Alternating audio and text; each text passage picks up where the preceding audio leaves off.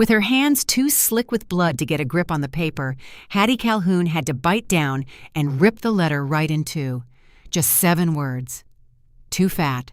Found someone else. Do not come. She spat the torn pieces out onto the Montana snow. She then started pulling another splintered board across the frozen earth. All the while, her 5-year-old son held tight to her skirt, as quiet as a shadow. Her daughters just watched as their mother's own blood stained the wood. 14-year-old Ruth reached for a hammer. 9-year-old Pearl grabbed a nail. And somewhere up on the ridge above them, a lone cowboy reined his horse to a halt. This story traveled 1,500 miles with Hattie Calhoun. Let's help it go even further. Y'all do me a favor and subscribe to this channel, give it a like, and tell me in the comments what city you are watching from. This content was carefully researched, developed, and manually edited by our team to deliver meaningful stories with valuable life lessons. Every narrative is crafted to entertain, inspire, and empower our audience. All right, let's get into it. The man driving the stagecoach would not even look her in the eye. That was the first clue something was amiss. Hattie had traveled for 14 days through 4 states with this very man. Every single morning he had tipped his hat to her. He called her ma'am and helped Pearl off the high step at every single rest stop. But now, at the very end of the line in this godforsaken frozen patch of a Montana town, he suddenly could not seem to meet her gaze. "Ma'am, your trunk." He placed it on the wooden platform and climbed back aboard his seat right quick. "Wait." Hattie stepped forward. "The man I'm here to meet, Leland Fitch. Can you tell me how to get to his ranch?" The driver took hold of his reins. He worked his jaw like he was chewing on something mighty bitter. "Best you ask at the general store, ma'am." He cracked that whip on those horses harder than the cold air called for and was gone before the dust of snow could even settle. "Mama." Ruth stood stiff as a board right behind her, holding onto Pearl's hand. Pearl was holding Sam's, making a chain of children on a freezing platform out in the middle of nowhere. "Where is he?" "He is coming." But her hand was already feeling for the letter tucked away in her pocket. She had read it 40 times on the long journey from Ohio. Leland's neat and careful handwriting. "Come spring plenty of room. The children are welcome. A good life is waiting for you here." A woman wrapped in a thick shawl stepped out of the depot office. She looked over at Hattie, then at the children, and then at the one single trunk. "Are you the Fitch bride?" "I am Harriet Calhoun." The woman's lips formed something that was not quite a smile and not quite a grimace. "Honey, there is a letter for you inside. It has been sitting there for 3 days." Hattie's stomach plunged long before her brain could catch up. She knew. It was the same way you know a thunderstorm is on its way before you hear the first rumble.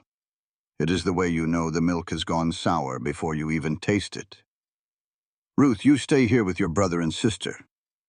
I want to come with you. Stay." The depot office had the smell of coal smoke and old paper. The woman gestured toward the counter. Hattie reached out and picked up the envelope. It was cheap paper. Her name was spelled wrong. Harriet. She tore it open. "Too fat. Found someone else. Do not come." Leland. 7 words. She counted them again because her mind just refused to accept that 7 simple words could tear down 1,500 miles of hope. The depot woman was watching her. "Are you all right, honey?" "How long have you known?" "Everybody knows. This is a small town. He went and married Dora Perkins 3 weeks ago." The woman's voice held a genuine sorrow, which felt a whole lot worse than any cruelty. "I am sorry. I truly am." Hattie folded the letter nice and neat, placed it back in her pocket, and walked back outside. Ruth took one look at her face and knew instantly. "He is not coming." "No," Pearl tugged on Ruth's hand. "What does that mean? Where are we going to sleep?" Sam did not say a word. Sam had not spoken a single word in 2 whole years. Not since the morning they discovered Walter, all crumpled up next to the forge with a dent in his temple the exact shape of a horseshoe. The little boy just pressed himself closer to Hattie's leg. His small hand was clutching the tiny iron hammer that Walter had made for him on his 3rd birthday. "We need to find a room." Hattie lifted Sam up and settled him on her hip. His weight was a solid anchor while the whole world felt like it was about to tip over. "Let's go." Mrs. Phelps was the one who ran the boarding house. She was a thin woman with thin lips and a very thin supply of patience for women who showed up with trouble written all over their faces. 1 room for 2 nights. Hattie put Sam down and pulled some money out of her coat. "How many people?" 4. Mrs. Phelps' eyes took in Hattie's hips, her arms, and the way her coat strained across her back. "The children's ages?" 14, 9, and 5. "That will be 60 cents a night with that many of you. Extra for hot water." Hattie laid $1.20 on the counter without so much as a blink. 2 nights. Mrs. Phelps slid a key across the wood. "Upstairs, last door on the end. The stairs are narrow." She said that word, narrow, the same way a doctor might say the word terminal. It was just a plain fact, and that was that. Hattie took the key and began to climb. The floorboards groaned underneath her, with each step broadcasting her weight to anyone who might be listening.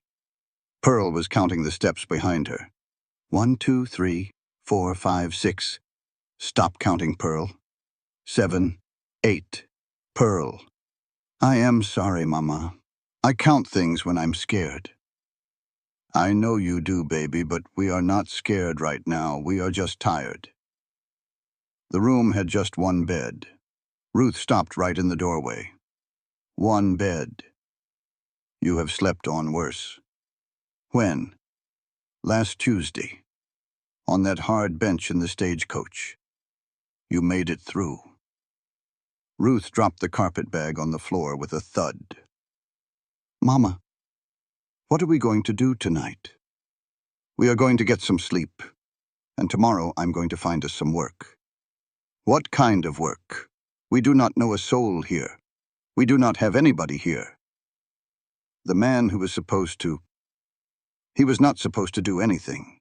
Hattie started pulling blankets from the carpet bag and layering them onto the bed. "He wrote letters." "Letters are not promises, Ruth. They are just words on a piece of paper." Pearl climbed up on the bed and pulled her knees up to her chest. "Can we just go back to Ohio? There is nothing left for us in Ohio.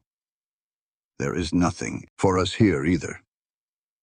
Hattie paused and looked at her oldest daughter.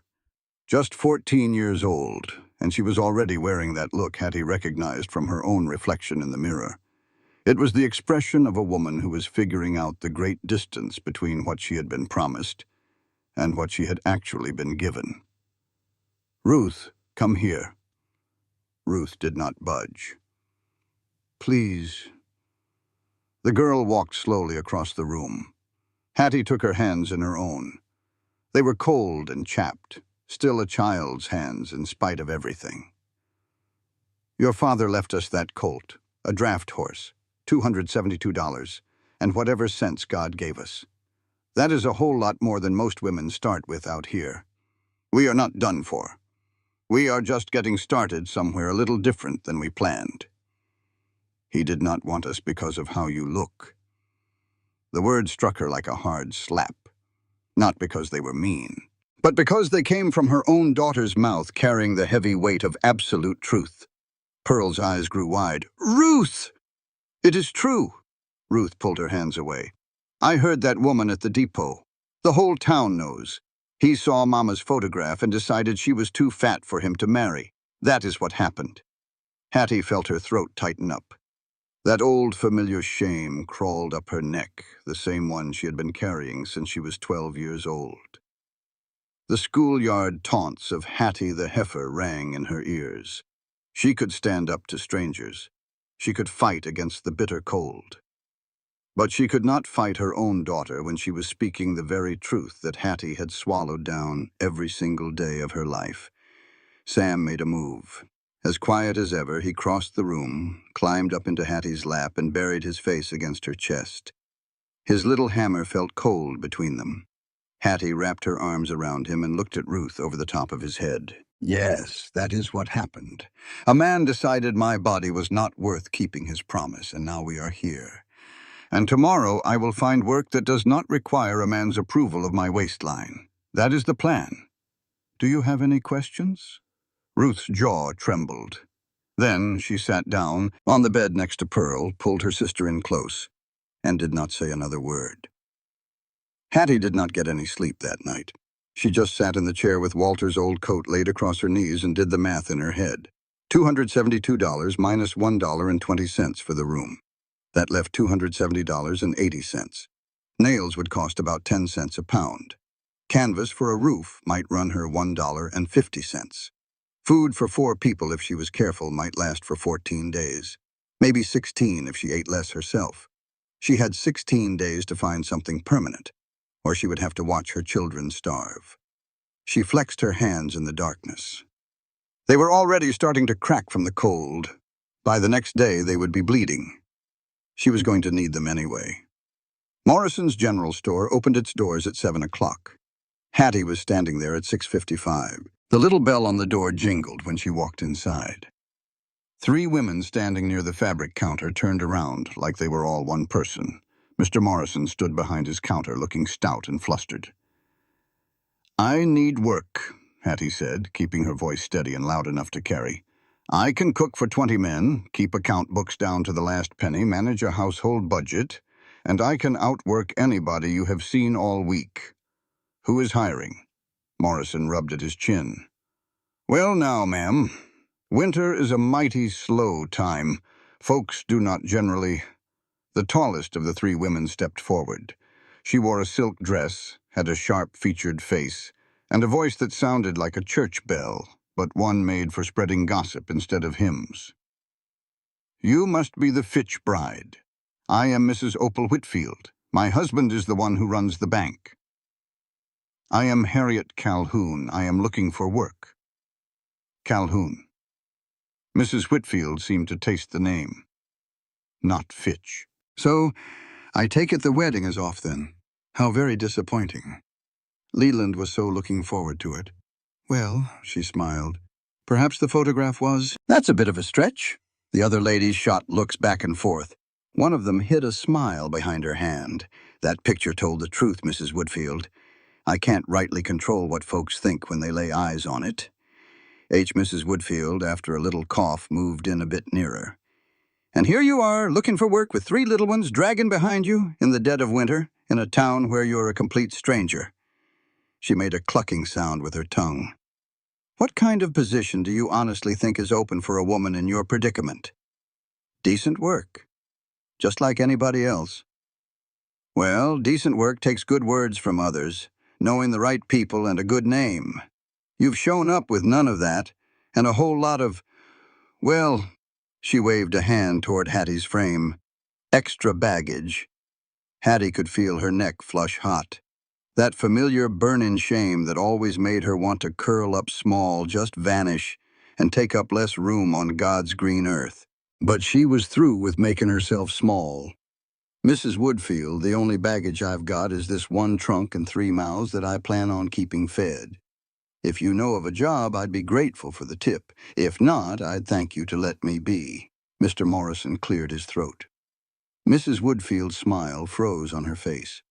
From the edge of the circle, a younger woman piped up. She was blonde, with weary eyes, and she was fidgeting with a cheap ring that looked like brass. "There's the old Crow place, about 1.5 miles east of town. Ain't nobody laid claim to it since the family up and left." Mrs. Woodfield cut her a sharp glance. "Dora, nobody was talking to you." "Dora?" Hattie studied her for a second. "Dora Fitch, the hometown girl who took her place wearing a ring with the gold paint already wearing thin, hitched to the very man who decided Hattie was too much woman to honor his word." Their gazes locked. A silent understanding passed between them. It wasn't friendship, but it was something like it, recognition. 2 women who'd both been sized up by the same fella, and each of them told they didn't quite measure up for one reason or another. The wood still lay in there. Dora said it all in a rush, like she had to get the words out before Mrs. Woodfield could shut her down. "Some of it is still good. The roof is gone, but the walls are there. That'll be all, Dora." Mrs. Woodfield grabbed her by the arm. "It is time for us to leave." She faced Hattie for the last time. Let me give you a piece of advice, Mrs. Calhoun. This town has a certain way of doing things. A woman on her own with your specific difficulties might find our ways a bit hard to live with. I've found that most rules are made by folks who've never had to live by them themselves. Have a good day, Mrs. Woodfield.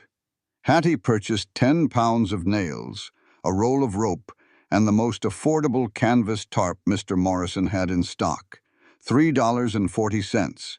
Every single cent felt like a drop of her own blood leaving her. Mr. Morrison put her items in a sack, leaned over the counter, and dropped his voice to a low whisper. That Crow place isn't much to look at, ma'am. But the lumber is yours if you're willing to haul it. And listen, there is a fella north of town. He runs a ranch and has been needing a cook ever since old Sarah Moss passed on. His name is Drummond, Jesse Drummond. He's a good man from what I hear, tends to keep to himself. Why are you doing me this kindness? Mr. Morrison just shrugged his shoulders. What Fitch did wasn't right. The whole town knows it. Most people just don't have the grit to say it out loud. But you just did. He did. Well, Mr. Morrison seemed a bit embarrassed by his own act of kindness. Good luck to you, ma'am. It took 40 minutes to trek out to the old Crow homestead, trudging through snow that came up to their ankles. Hattie held Sam in her arms. Ruth was in charge of the supplies. Pearl was busy counting their steps. 612, 613. Pearl, sweetheart, you don't need to count every single one. It helps me keep track of how far we've come, so I'll know how far it is to get back. Ruth gazed out at the flat, white nothingness that stretched out as far as the eye could see. If we're able to go back, we can always turn around. Hattie adjusted Sam's weight on her hip.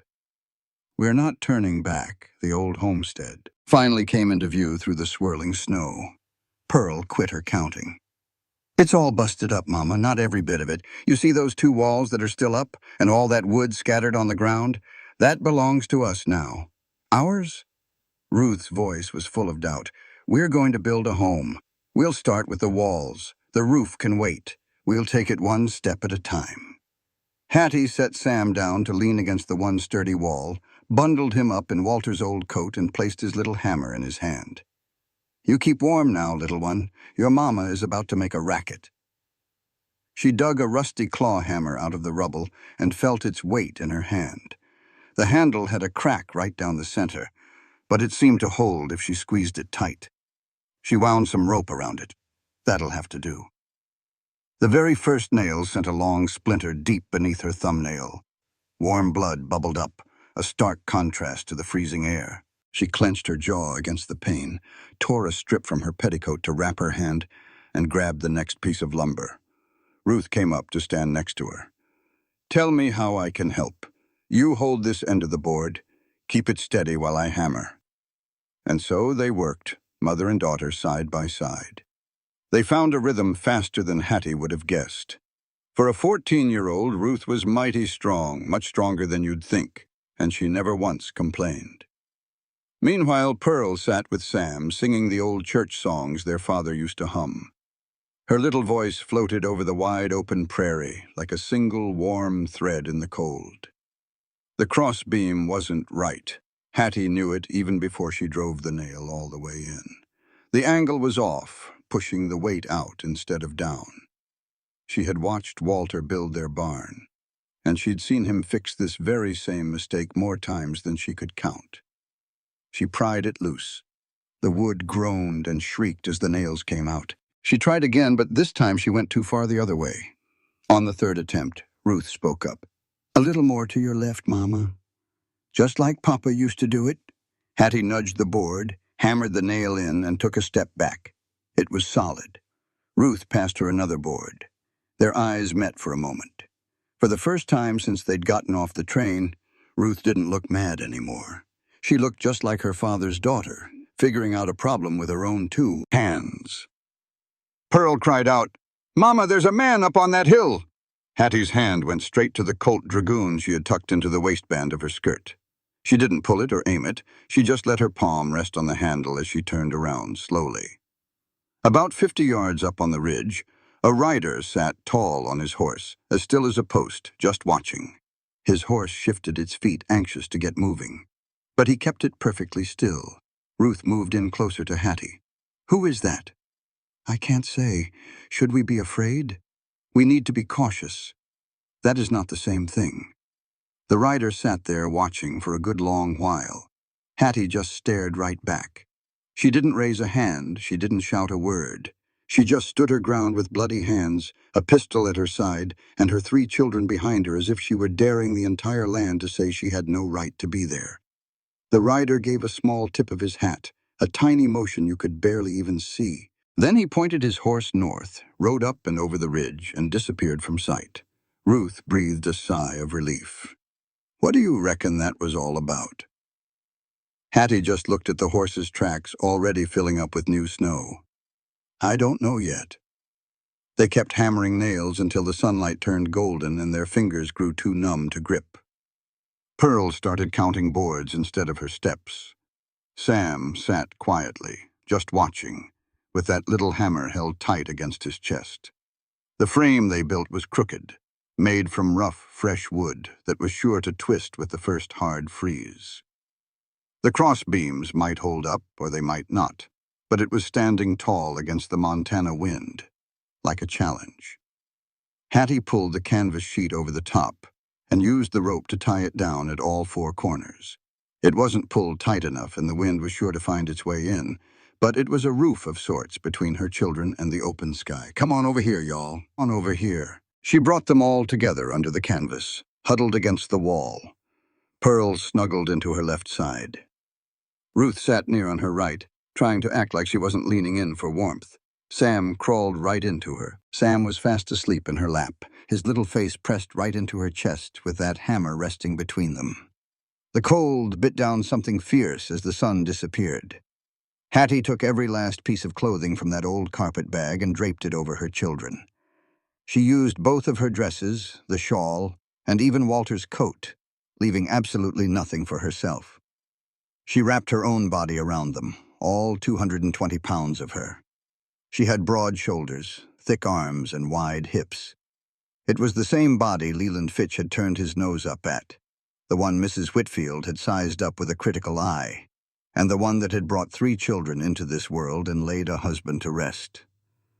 Tonight that body was a living wall, standing between her babies and the freezing death that waited outside. Pearl's voice was a mumble against Hattie's side. "Mama, you're warm." Hattie whispered back, "That's what I'm here for, sweetie."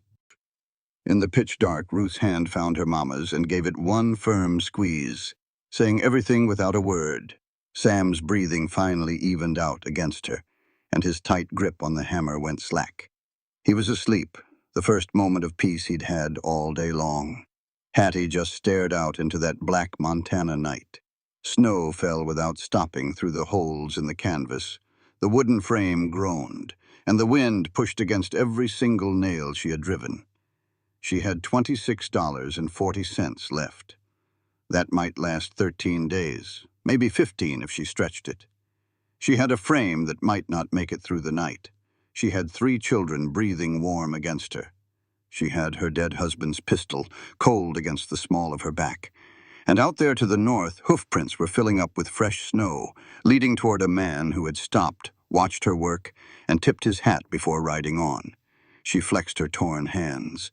The blood had frozen right into the bandages, making them stiff and dark. Tomorrow, those hands would swing that hammer again. Tomorrow, Ruth would be there to hold the board steady. Tomorrow, Pearl would count the nails and Sam would just watch. And Hattie would keep on building something from nothing, because that was all life had ever handed her.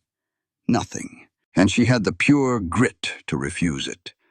The wind began to howl, and the canvas sheet strained against its ropes. Then one of the corner ties snapped, letting the cold rush in like a flood of icy water.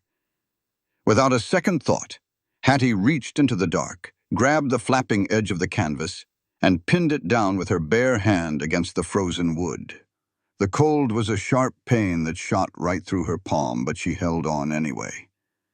You hold on to some things, because if you let go, you lose everything that matters.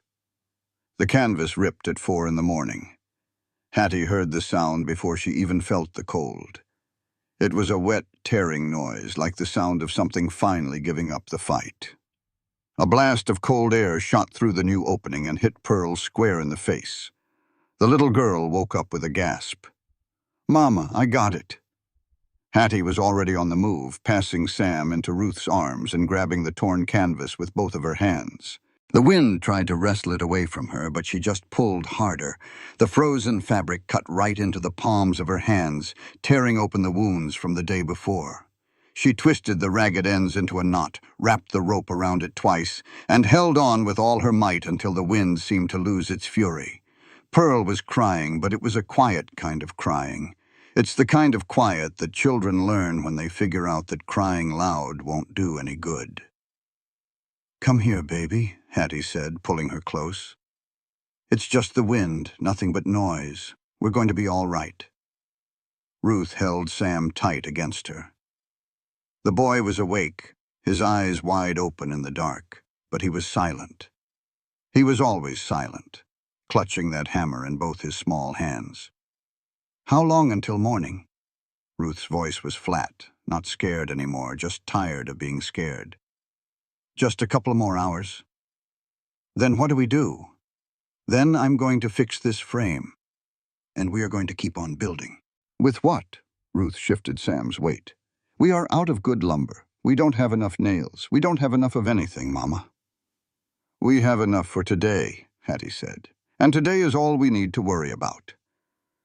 The darkness felt like it would last forever. The wind shrieked, and the snow found its way through every little crack.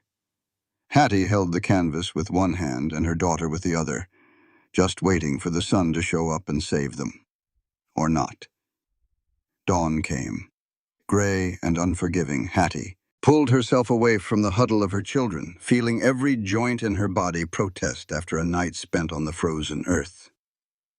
Her hands were swollen up something awful. The deep cuts across her palms had split open again and were crusted over with dried blood and dirt. Ruth was already up, inspecting the wooden frame. 2 of the boards had worked themselves loose during the night. The main crossbeam she had helped set just yesterday was now leaning a good inch to the left. "It's worse, Mama." "I can see that, Ruth." Pearl was sitting with Sam, the 2 of them bundled up in Walter's big coat. "Mama, I'm hungry." "I know you are, baby." Hattie opened the old carpet bag and pulled out the last of the dried biscuits from their previous stop. They were as hard as rocks. She broke them up into pieces, giving the biggest chunk to Sam, the next to Pearl, and the last one to Ruth. Ruth looked down at the biscuit, then at Hattie's empty hands. "Where's yours?" "I already ate." "No, you didn't." "Just eat your breakfast, Ruth." The girl took a bite of the hard biscuit, her jaw set with an anger that had nothing to do with chewing. Hattie picked up her hammer. She carefully unwrapped her hands and then rewrapped them even tighter with fresh strips she'd torn from her petticoat. There wasn't much petticoat left. Soon she'd have to start tearing up her dress. The first nail she tried to hammer went in crooked. Her swollen fingers just couldn't get a proper grip. She pried it out with the claw and tried again. It went in crooked a second time. On the 3rd try, she managed to drive it in, but it didn't go deep enough. The board was still wobbly. Ruth took the hammer right out of her hand. "Let me do it." "You don't know how. I watched you all day yesterday, and I watched Papa do it before that. Just hold the board." Hattie held the board steady. Ruth swung the hammer. The nail sank straight and true in 2 clean hits. They just looked at each other for a second. There was something new in Ruth's face. It wasn't anger and it wasn't fear. It was a look of pure determination that was the spitting image of her father's. Hattie just said, "Next board." They had just finished securing 2 of the corners when Pearl yelled out, "Mama, that man is back, the one from yesterday." Hattie stood up straight, her hand instinctively going to the cold steel of the Colt pistol. Ruth gripped the hammer handle a little tighter. A wagon was coming slowly toward them through the snow. This time it was not just a man on a horse, but a full wagon, and it was loaded down heavy. It was piled high with pine lumber, all cut clean and stacked straight. There were also 2 wooden crates and a big bundle wrapped in canvas. The man drove the wagon with a steady hand, pulling up about 20 feet from their half-built frame. He just sat there for a moment, taking in what they had managed to build. He was a tall man. You could tell that even when he was sitting. He had brown hair that was turning silver at the temples, and a long white scar that ran from his left temple all the way down to his jawline. His hands held the reins with the kind of familiarity that comes from holding something your entire life. He looked at their crooked frame, at the crossbeam leaning to one side, and at the green wood that was already starting to warp. Then his eyes landed on Hattie. "That beam is going to kill somebody before noon." Hattie didn't even blink. "Then I reckon I'll just build another one." "No, ma'am," he said. "I don't believe you will. Not with green wood, not in this kind of cold. It freezes solid at night, thaws out a little during the day, and then it cracks wide open by evening. You'll be standing right under it when it finally gives way. I've been under worse." The man climbed down from his wagon, moving slow and deliberate, the way a person moves when they want to make sure you can see their hands are empty. He walked over to the crossbeam and ran his palm along the length of the wood. His fingers found the crack that she couldn't possibly see from the ground. "Here," he said. "Feel this." Hattie moved in closer, making sure the pistol was visible but not aimed at him. She touched the spot he was pointing to and felt a deep split running right through the grain of the wood, hidden by a thin layer of frost. "That right there is a death sentence hanging over your head, ma'am. One warm afternoon, and that thing is coming down on whoever is unlucky enough to be standing underneath it." Ruth stepped forward, raising the hammer slightly. "Just who are you, mister?" The man looked at her, then at the hammer she was holding, and then back at her face. Something in his expression changed. It looked like respect, maybe for a 14-year-old girl who was ready to take on a grown man with nothing but a claw hammer. "Name's Jesse Drummond. My ranch is about 6 miles north of here, just past that big stand of cottonwood trees." Hattie Calhoun stepped right between Jessie and her daughter. "This here is Ruth, and that's Pearl and Sam over there."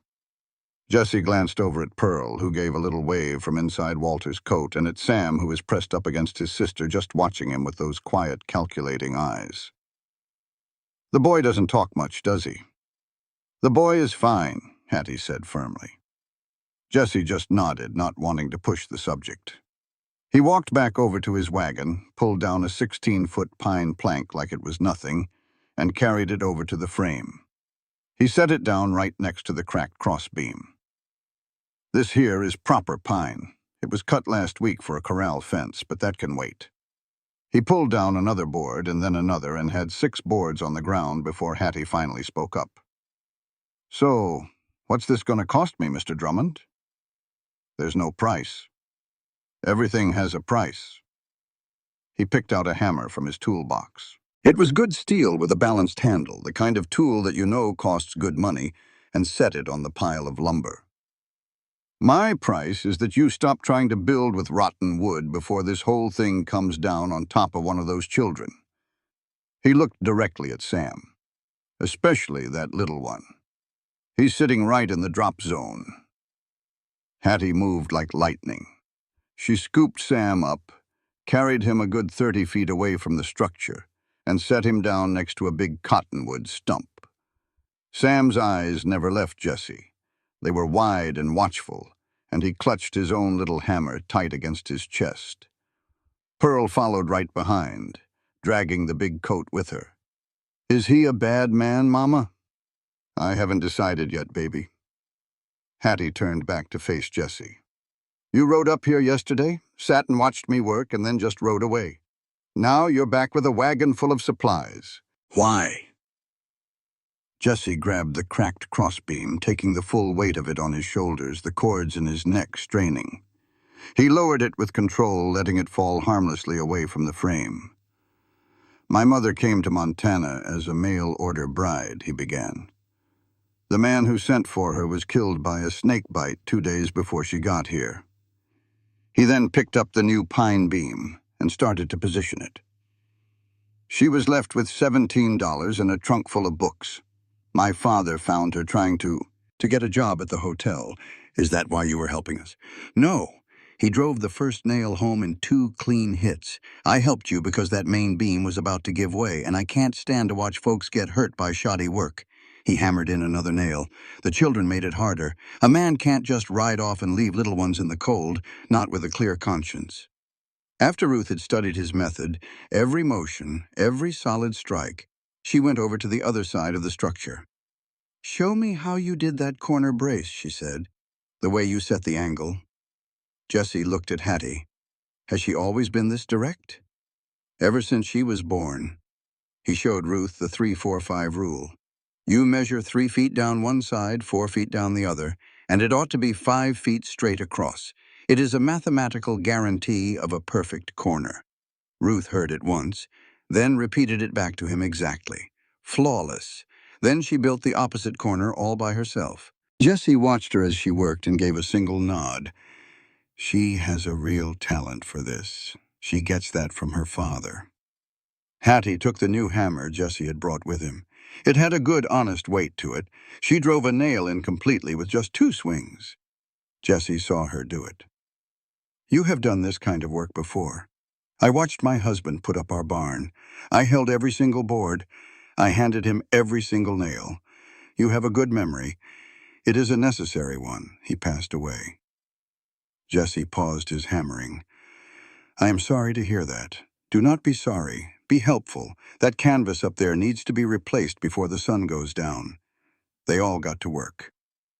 Hattie and Jessie focused on the main frame. Ruth hauled boards, took measurements, and used her new skill to check the corners. Pearl sat nearby with Sam, but she was not just sitting there quietly, she was counting every board. That is 12 boards up, Mama? 13. 14. Jessie gave her a quick look. Does she always count things? Always, Hattie said, since the day she learned to talk. How high can she count? Pearl answered him herself. I counted to 4,612 on the stagecoach ride from Ohio. That is how many fence posts I saw out the window. A little twitch appeared at the corner of Jessie's mouth, the part that almost remembered how to smile, but had long since forgotten. They fell into a natural work rhythm without needing to say a word.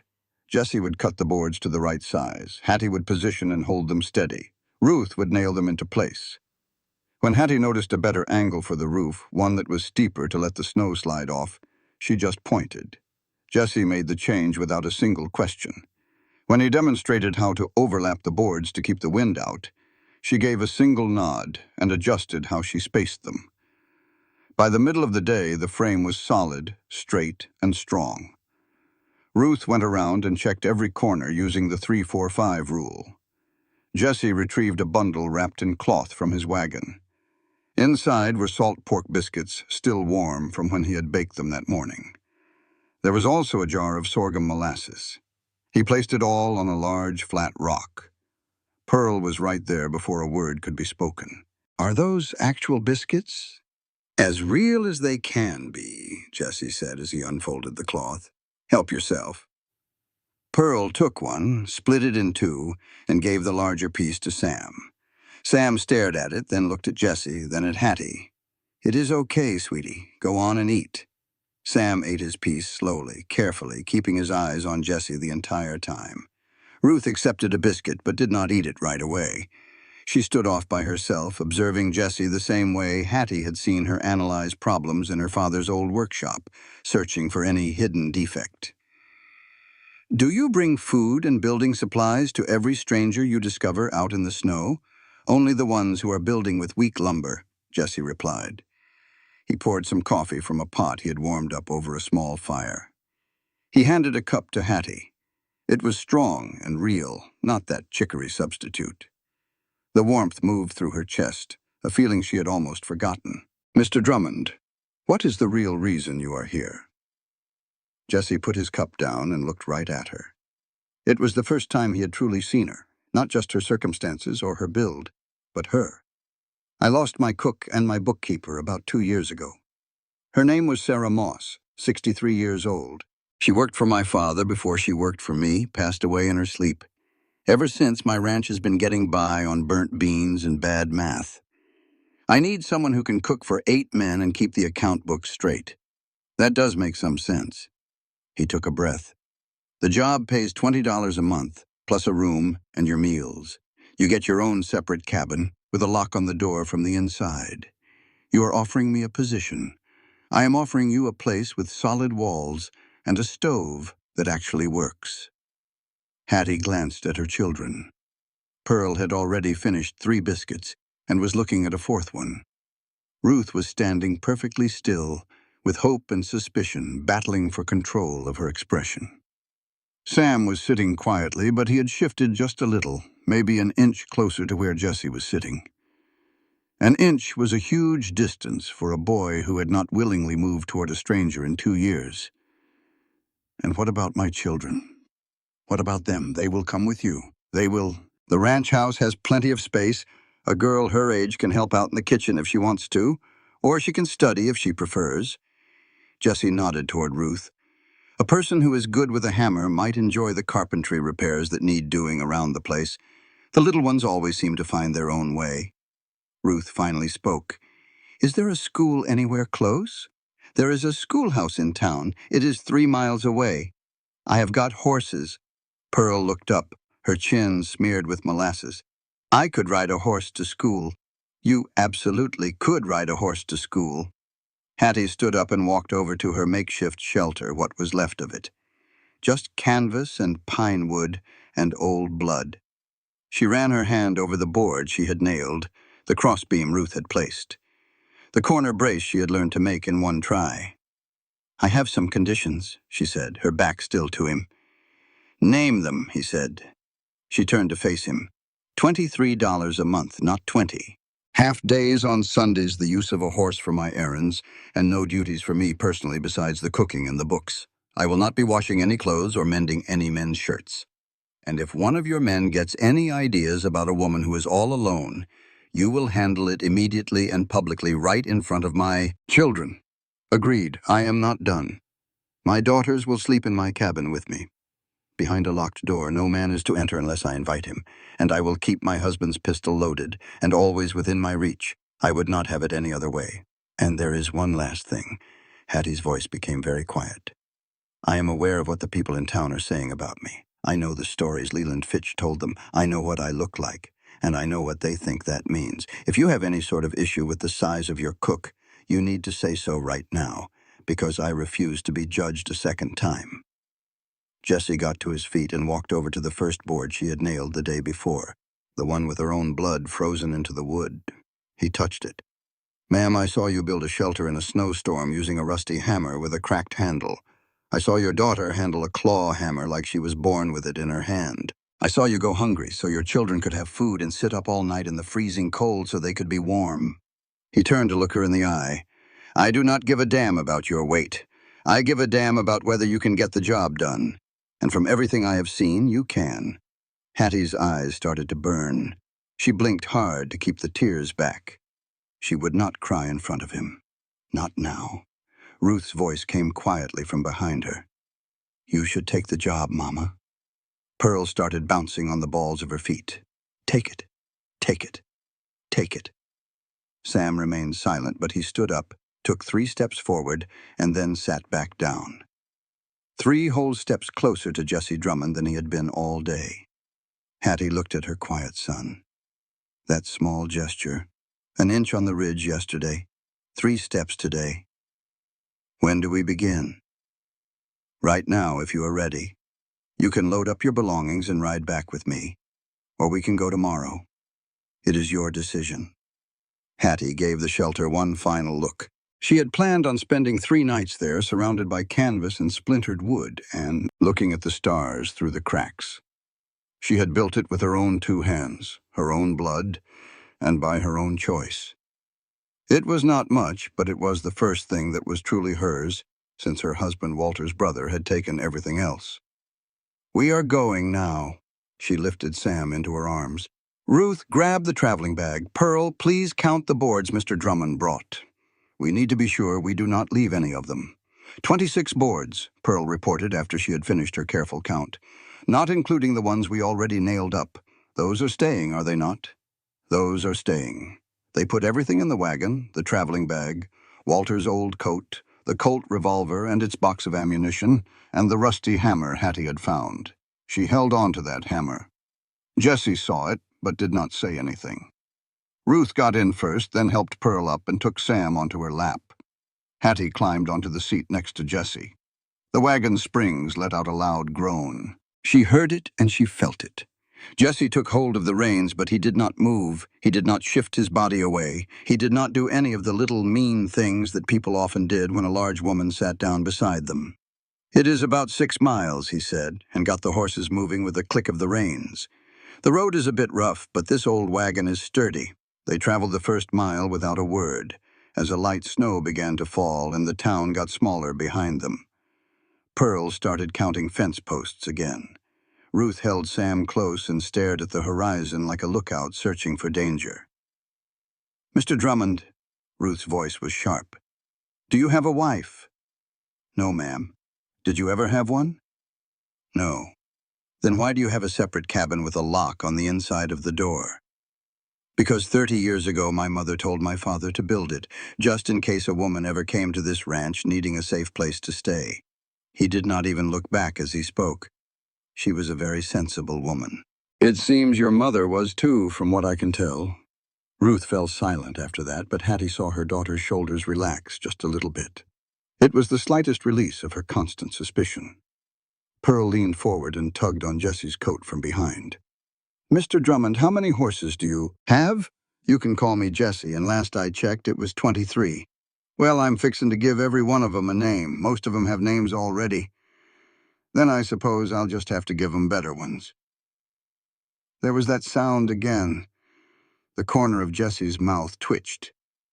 It was almost a smile, not a full one, but closer than he'd come before. The ranch house came into view just over a small hill. When Hattie saw it, she felt her breath hitch in her throat. There was a main house, 2 stories high, with white paint that had faded to gray. A big, solid barn stood tall nearby. A bunkhouse had smoke curling up from its chimney. There was a smokehouse, a tool shed, and a chicken coop. Every single building looked like it was built solid and square, the kind of way Jessie seemed to be. They were built to last. 3 ranch hands were standing by the corral just watching the wagon come closer. Another man walked out from the barn. They were all looking at Hattie and her children, sizing them up, trying to figure what their being there meant. "Having second thoughts?" Jessie asked in a low voice. Hattie sat up a little straighter and lifted her chin, just like her mother had taught her to do years ago, long before the whole world felt it had a say about her figure. "Not a single one. But I'll need 25 a month, not 23. Jessie brought the wagon to a stop. He thought for a moment. 24, with the first month paid up front. And the children can eat the same food as the men. Deal. He walked around to her side of the wagon and held out his hand to help her climb down. She accepted it. For just a moment, his calloused hand held her bandaged one. His grip was firm. He didn't struggle or lean back for balance. He just helped her down as if she were any other woman getting out of any other wagon on any other day. She set her feet on the ranch's ground, and this ground felt different. It was soil that came with real walls, a proper roof, a door that locked, and an opportunity she never dreamed she would find. The oldest of the cowboys, a man who looked to be of Mexican heritage, came forward with his hat in his hands. "Senora, welcome. My name is Miguel Reyes. I am the foreman." His English was spoken with a warm, friendly accent. "The men are mighty pleased to hear about the new cooking arrangement." Pearl took a little peek out from behind Hattie's skirt. "Y'all have any chickens?" Miguel's smile was as wide as a Texas sky. "We sure do, senorita. 17 hens and 1 rooster named Diablo, who's meaner than a rattlesnake. I'm going to count them." "Please do, senorita. I lose my count every time." Ruth was already down from the wagon with little Sam perched on her hip. Her sharp eyes took in the whole ranch. "Which one of these buildings is for us?" Caleb pointed toward the east side of the main house. "It has its own entrance, connected to the kitchen by a covered walkway. 2 rooms. Ruth and Pearl can take one. and you and the boy can have the other. Or however your mother wants to arrange it. Ruth turned to Hattie. It is real, Mama. Hattie looked out at the sprawling ranch, at Miguel's honest welcome, at the ranch hands trying not to stare. She watched Jessie unload her old carpet bag like it was the most ordinary thing in the world. She saw her son, silent on Ruth's hip, watching everything with eyes that looked like they had seen it all before. It is real, she finally said. Now, you can show me the kitchen. That kitchen smelled of burnt beans and broken promises. Hattie stood right there in the doorway and took it all in, the same way Walter used to size up his forge. The stove was caked black with months of grease. The pots had crusts so thick you could not scrub them clean. Something that might have been stew 3 days ago sat on a burner. The flour bin was wide open, and you could see the weevils from 6 feet away. But underneath all that mess, she saw the potential. It had good bones, a solid cast-iron stove, the expensive kind. The table and shelves were sturdy, built by a person who knew their way around a kitchen. Sarah Moss had made this room the heart of the home once. It was just waiting for someone to help it breathe again. How long has it been like this? Hattie swiped a finger across the counter, and it came up thick with grease. Miguel appeared right behind her, holding his hat in his hands. Since Senora Sarah passed on 2 years ago. The men we try, but cooking is just not our gift. Who has been handling the books? Miguel's expression soured. That would be Wade Pard, the former foreman. Senor Jesse let him go about 6 weeks back. Let him go? What for? Miguel glanced at Jesse, who had walked up behind them. Jesse gave a single, firm nod. He was stealing, Miguel said in a low voice. Little bits at a time, but steady. We never could prove it, but Senor Jesse, he knew. Hattie opened the flour bin and dumped the weevils out. Where are the books right now? Jesse disappeared into the study and returned with a ledger. He handed it to her without any fuss. The moment she opened it, she had to catch her breath. It was pure chaos. Numbers were scratched out and scribbled in sideways. There was no system at all. Pages were torn, and water stains looked like someone tried to keep records in the middle of a storm. She flipped through 3 pages, then stopped and went back, running her finger down a long column. Mr. Drummond, you are losing money on every single head of cattle you sell. Your middleman is taking a 16% cut when it ought to be 8, 10 at the very most. Jesse leaned his shoulder against the door frame. I had a feeling about that. Just could not prove it. I can prove it. Give me 3 days with these books and the records from your general store. I will show you exactly where every last penny went, and where it is still going. Still going? Hattie shut the ledger and looked him straight in the eye. Somebody is still stealing from you, Mr. Drummond. It is a different handwriting than Wade's, and a different pattern, but the money is walking out of here all the same. A quiet fell over the kitchen. Miguel shifted his weight from one foot to the other. Jesse's jaw clenched up tight. You have had those books for all of 5 minutes. Numbers talk mighty fast when they are telling a lie, Hattie said, placing the ledger on the counter. But this kitchen comes first. Dinner is at 6 o'clock sharp. Any man who is late goes to bed hungry. This kitchen is closed to everyone but me, unless I invite you in. Ruth can help when she wants to, not when she is ordered to. Any questions? Billy Hatch, the youngest of the Cowboys, barely 19 years old, popped his head in the doorway, grinning from ear to ear. What is for dinner? Hattie glanced through the window at the smokehouse. We are having beef stew, if I can save anything from in there. And biscuits, if this old oven draws right. And coffee that does not taste like it was scooped out of the creek. Billy's grin got even bigger. Yes, ma'am. Now out. All of you. I have got work to do. They scattered like quail. All except for Ruth, who had already found an apron and was tying it around her waist. Where do we start, Mama? The stove first. You cannot cook a decent meal on filth. They got to scrubbing, mother and daughter working side by side. It was just like when they built their shelter, falling back into that familiar rhythm. Ruth heated the water while Hattie scoured the cast iron. Pearl sat in a corner with Sam, counting the cans on the shelves. 47 cans, Mama. 12 of them are peaches. That is a good girl. We are going to need those peaches for dessert tonight. By 4 o'clock, the kitchen finally smelled the way it should. Beef was browning in a good iron skillet. Onions were getting soft, and biscuit dough was rising under a cloth.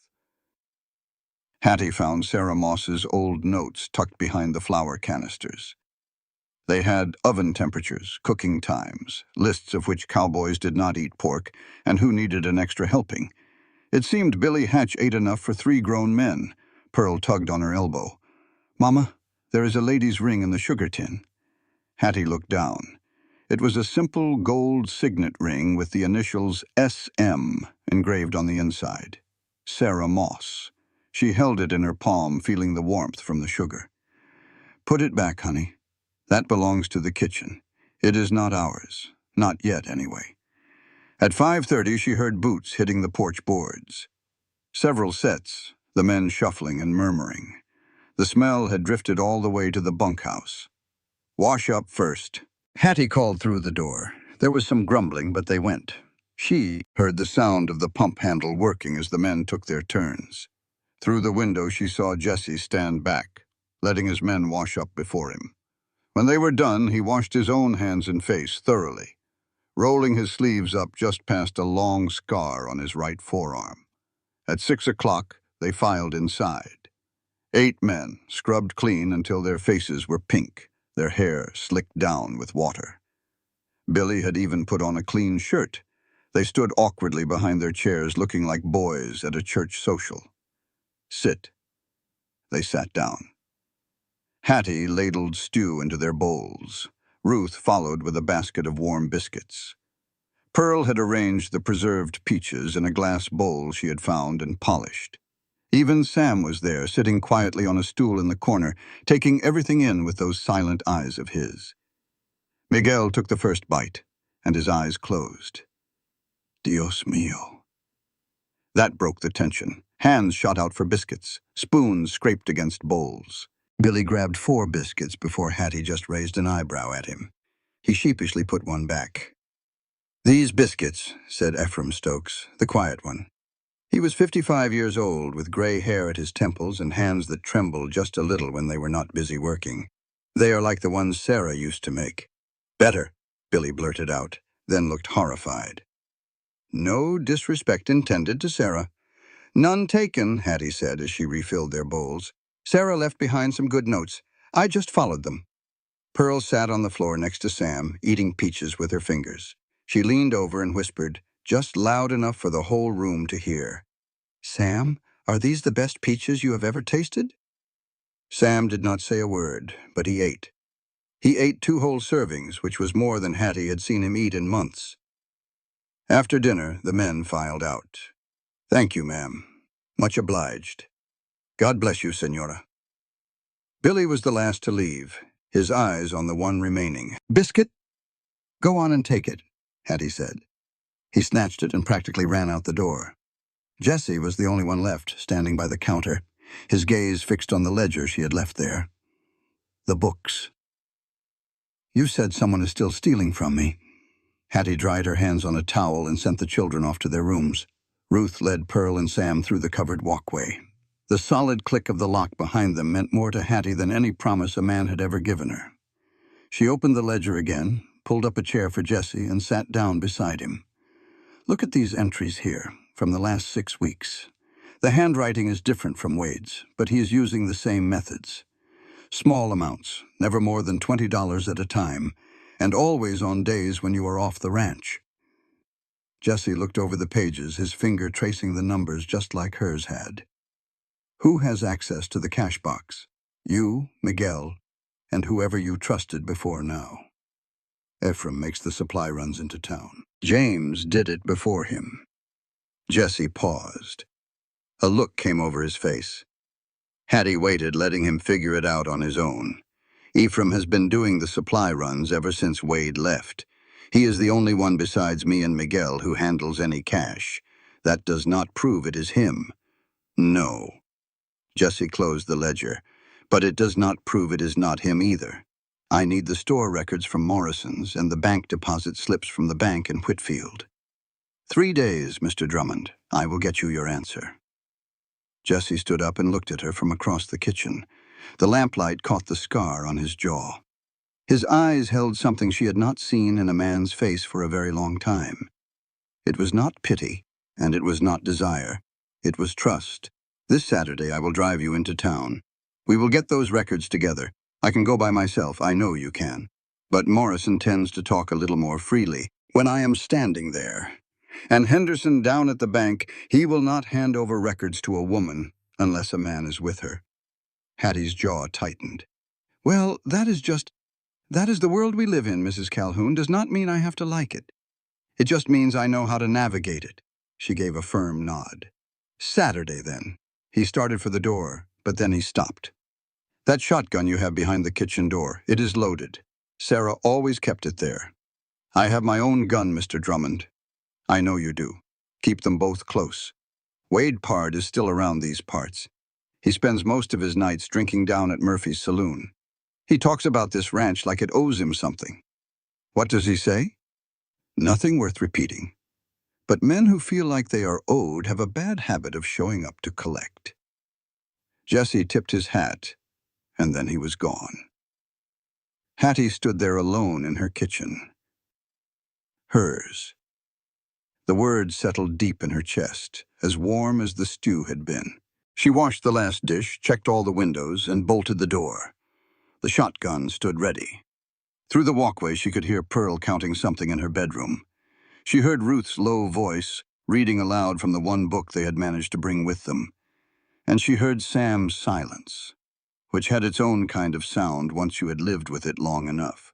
She pulled the ledger close and worked by the light of the lamp until it was past midnight. Numbers do not lie, she had told Jesse, but they sure do tell stories if you know how to listen. And these numbers right here were screaming bloody murder. Saturday morning arrived, cold enough to freeze your spit before it could even hit the ground. Hattie put on her better dress, the blue one, the one she had mended after a Montana wind tore the hem. She pinned her hair up tight. She looked at her reflection in the small mirror above the washstand and saw what she always saw. A large woman living in a world that always wanted her to be smaller. Ruth stood in the doorway. You look just fine, Mama. I look like a woman who is heading to town to prove a man has been stealing. Fine will have to do. That is not part of this. Pearl tried to squeeze past Ruth. Can I go with you? I want to see how many buildings are in town. You are staying here with Miguel. He's going to teach you how to feed the chickens. I already gave them all names. That mean old rooster is actually real sweet if you sing to him. Hattie kissed the very top of her head. You stay with Miguel, and you mind your sister. Sam sat on the edge of the bed, holding his hammer.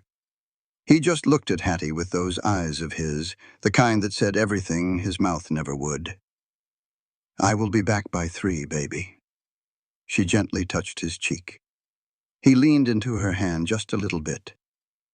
It was the smallest movement, but she felt it all through her. The buckboard ride into town was a full hour. Jesse drove the team. Hattie sat right beside him, a ledger resting in her lap and the Colt Dragoon hidden under her coat. You figure out who is doing the stealing? Jesse kept his eyes fixed on the road ahead. I have got the numbers. I just need the store's records to be sure. But you know, I have a feeling this is something different. You think it is Eve? Hattie stared out at the horizon. If I am right about this, it is not about greed. It is about desperation. There is a big difference. Stealing is stealing. Yes, but the reason why sure does matter when you have to decide what to do about it. Jesse got real quiet after that. You could see the horse's breath hanging white in the cold air. They pulled up to Morrison's general store. A little bell rang when they opened the door. It was a different bunch of folks than last time. It was Saturday, so it was busy. Ranch families were in, stocking up on supplies.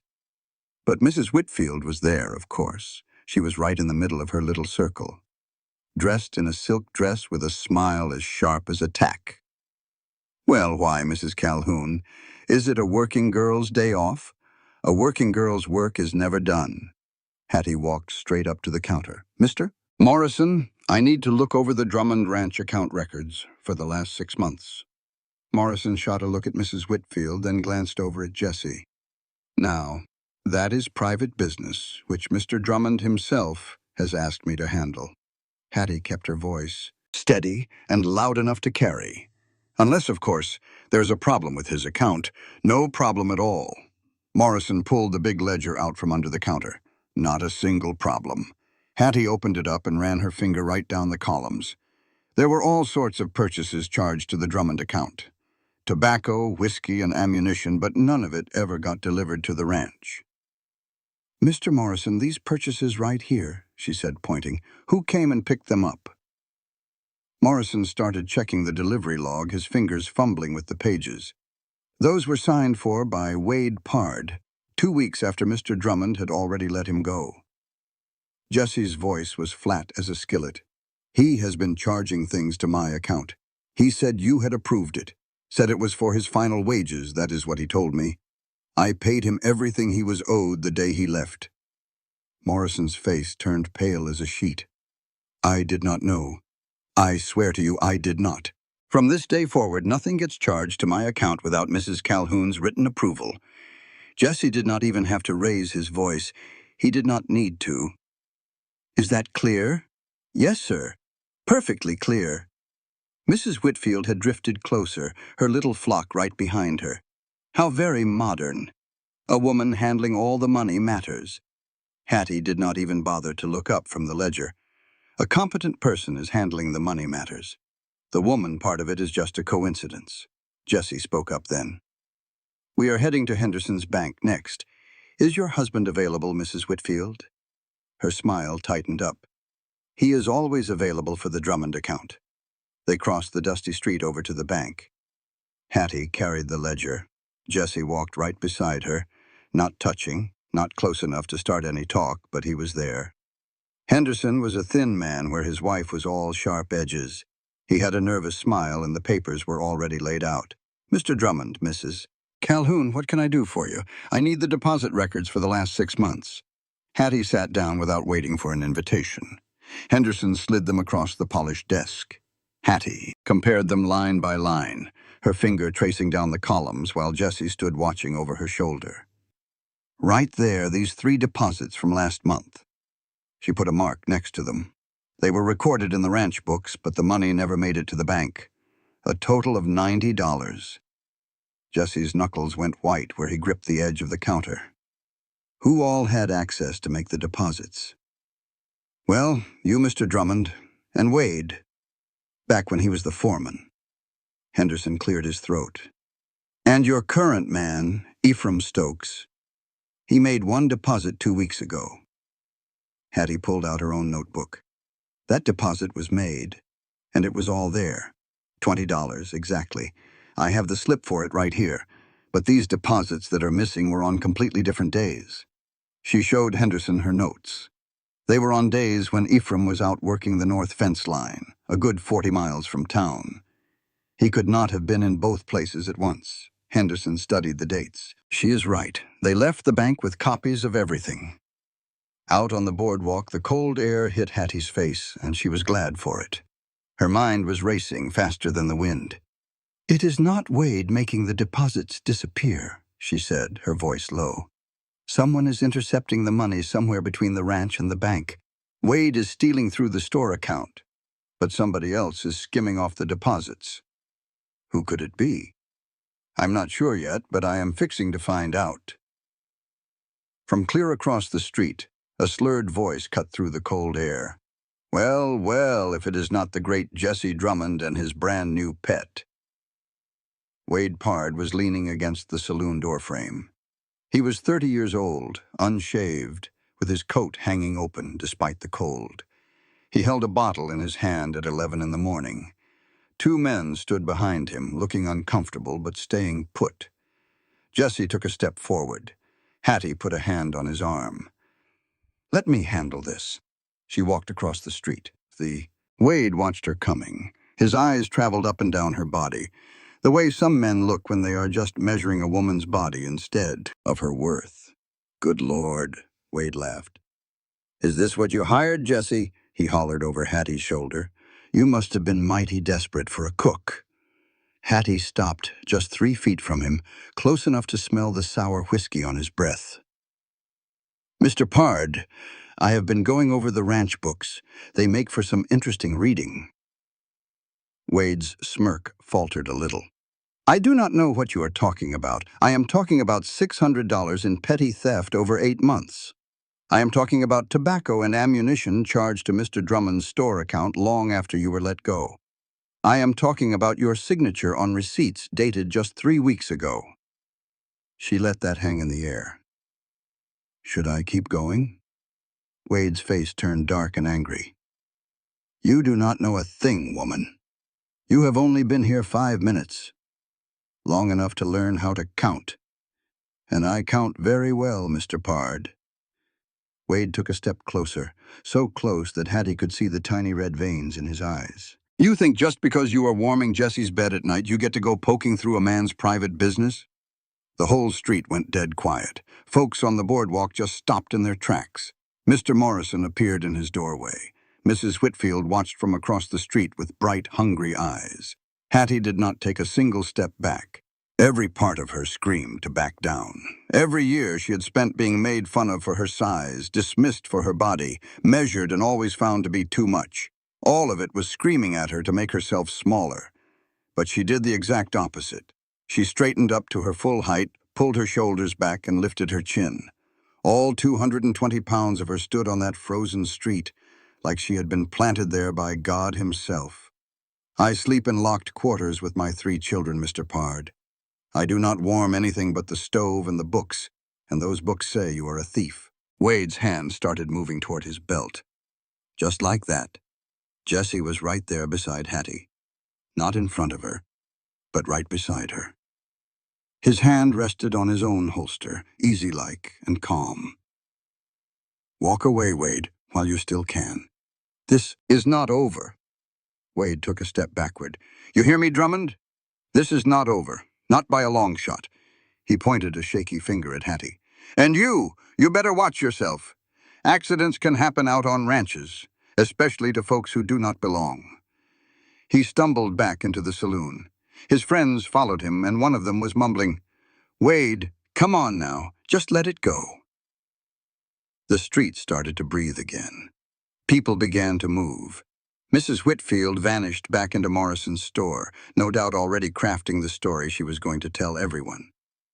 Jessie looked down at Hattie. Are you all right? Hattie's hands were shaking something fierce. She pressed them flat against her skirt to make them stop. I need to buy some fabric. The kitchen curtains are rotted clean through. That is what you are thinking about right now? Curtains? I'm thinking about 12 different things right now, Mr. Drummond. The curtains are just the only one that is safe to say out loud. Inside Morrison's store, Hattie picked out a blue and white calico. It was practical enough for kitchen curtains and maybe for the children's room too. Her hands grew steady as she handled the fabric. It was familiar, normal, something she could actually control. A soft, apologetic voice came from behind her. Mrs. Calhoun? Hattie turned. It was Dora Fitch, Leland's wife, the same woman who had told her about the Crowell homestead. Up close, Dora looked even worse than before. She was thinner, and a yellowish bruise was fading on her wrist, a bruise she kept trying to hide with her sleeve. I just wanted to say, Dora began. Then she stopped and started over. What Leland did to you, it was not right. All those letters, all those promises. I told him he should write to you proper and explain things. He just said, let her figure it out for herself. Hattie kept her voice even. And I did. Dora twisted a little brass ring on her finger, one where the gold paint was already wearing through. We are not doing so well. Leland is not much of one for working. It turns out promises are about all. It was something in Dora's voice, a familiar tone Hattie recognized right away. It was the sound of a woman trying to speak a truth that was stuck in her throat. Hattie's gaze fell to the ugly bruise on Dora's wrist. Dora saw her looking and yanked her sleeve down in a hurry. If you ever find yourself needing a safe place to land, Hattie said softly, the Drummond Ranch has strong walls and a door that locks. Tears welled up in Dora's eyes. She blinked them back hard and turned away quick. I ought to get going. Leland is waiting. Hattie looked through the window and saw Leland Fitch leaning against a post like he owned it. He was the man who had sent for her, writing beautiful letters about the life they would build together. Then he'd taken one look at her photograph and decided that 220 pounds was too much woman to keep his promises to. He looked just like the sort of man who would put a bruise on his wife's wrist and have the nerve to call it love. Jessie finished loading their supplies. Hattie hoisted herself onto the buckboard seat, and the springs groaned under the weight. She shut her eyes and took a single breath, letting the sting of it pass. "That Dora Fitch," she said as they rode out of town. Jessie just kept his eyes on the road ahead. "I saw that mark on her. How long you reckon?" "Probably started the day they got married. Leland's got a mean streak and a thirst for whiskey and not a whole lot else. She won't ever leave him. No, not right now, but she knows where she can come when she's finally ready." They rode the rest of the way in a silence that was almost comfortable. As they reached the turnoff for the ranch road, Hattie finally spoke up. "I know who has been taking the deposits." Jessie's hands clenched the reins tighter. "Tell me." "Not just yet. After church tomorrow. I need to be sure about one last thing." "Who, Hattie?" She looked toward the ranch just coming into view. She stared at the bunkhouse where Ephraim Stokes was likely sitting this very minute, his hands trembling, thinking about his daughter down in Austin who was dying from consumption. "Let me make sure first. Then we can decide together what kind of justice this ranch stands for." Jessie pulled the wagon right up to the kitchen door. Pearl flew out of the house before they had even stopped moving. "Mama, I counted all 17 of the chickens and Diablo only bit me one time. Miguel says I am a natural." Miguel showed up right behind her, a big grin on his face. "The señorita has a way with the animals. Even Diablo gives her some respect." Ruth came out next, carrying Sam on her hip. The little boy's eyes found Jessie first and stayed there for a long moment. Then he looked over at Hattie and reached his arms out for her. She took him from Ruth and held him tight. His little toy hammer was pressed between them, just like always. Through the kitchen window, she could see Ephraim walking toward the bunkhouse. He paused and looked back at her. Their eyes met clear across the yard, and his shoulders seemed to slump. It was the weight of a secret he just could not carry anymore. He knew that she knew. The only thing left to wonder was what he was going to do about it. Hattie carried Sam inside, shot the bolt on the door, and got started on supper. The account books could wait for tomorrow. Tonight, her children needed to be fed, and her own hands needed a rest. And somewhere out in the dark, Wade Pard was drinking whiskey, trying to get brave enough to do something foolish. She checked the shotgun she kept behind the door. It was loaded. She checked the Colt at her hip. It was ready. Then she started making biscuits, because some things you just have to do with shaky hands and a steady heart. And feeding your family is one of those things. The blizzard hit on Sunday afternoon with no warning at all. Hattie was elbow-deep in bread dough when the air got so cold, so fast, that a window pane cracked right down the middle. One minute the sky was a dull, ordinary gray, and the next a furious white storm had swallowed the whole world. Miguel came bursting in through the kitchen door. "Ma'am, it is the herd. We have got to get them to the south pasture before we lose every last one. How many of our boys are out there?" "There are 5 with Jessie. Billy and Ephraim are over in the bunkhouse. Well, get them on their feet. Get every soul moving." Hattie dried her hands on her apron. Ruth was standing in the doorway now. Pearl was right behind her. Little Sam held tight to Pearl's leg. "Mama, the window in our room just splintered. You take your brother and sister to the kitchen, and you stay close to the stove. Do not open that door for anybody but me or Mr. Drummond." Hattie slipped on Walter's heavy coat. She grabbed the Colt pistol. Ruth grabbed hold of her arm.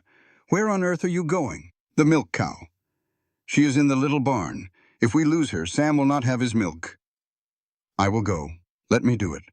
You are going to stay here with your brother and your sister. And that, Ruth, is not a request." Ruth's jaw tightened up, but she lifted Sam onto her hip and stepped back into the kitchen. Pearl was already counting the seconds between the howls of wind. 1 Mississippi. 2 Mississippi. 3. Hattie leaned into the storm. The wind felt like a wall of sharp knives hitting her. The snow was so thick she could not see the barn just 30 feet in front of her. She lowered her head and walked from memory, counting out her steps just like Pearl counted everything else. The small barn door was swinging wide open. The cow, Bess, had wild eyes and was yanking at her rope. Hattie clutched the rope, pulled the heavy door closed, and wedged it shut with a feed bucket. "Easy now, girl. Easy." She ran her hands down the cow's side, feeling it tremble. The cow was cold, but not frozen solid. Hattie stacked hay all around her, pulled down some horse blankets off a rack, and wrapped up that animal like she was tucking a child into bed. The barn groaned and shook.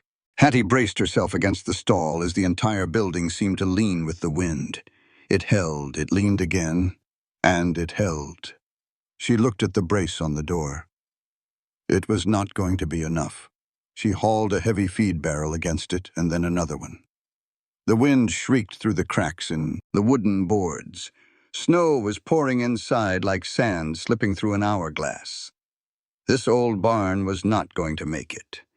Hattie looked over at Bess, then at the door, then at the 40 feet of ground between this place and the kitchen. 40 feet of pure white death. "All right, old girl. Looks like we are going to the house."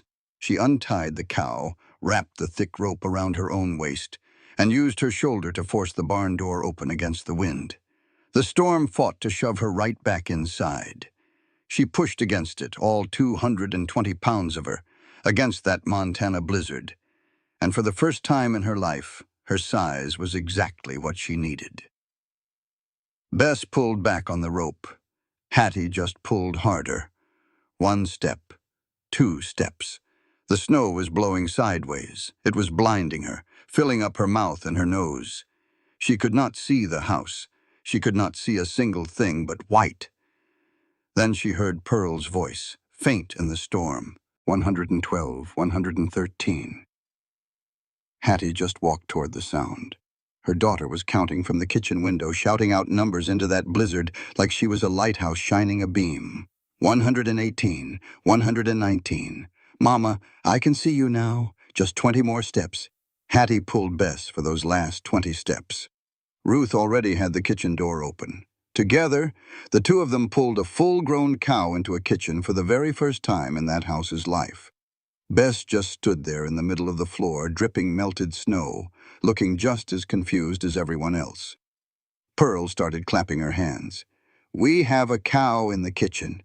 "We sure do have a cow in the kitchen," Hattie agreed, leaning back against the wall, trying to catch her breath.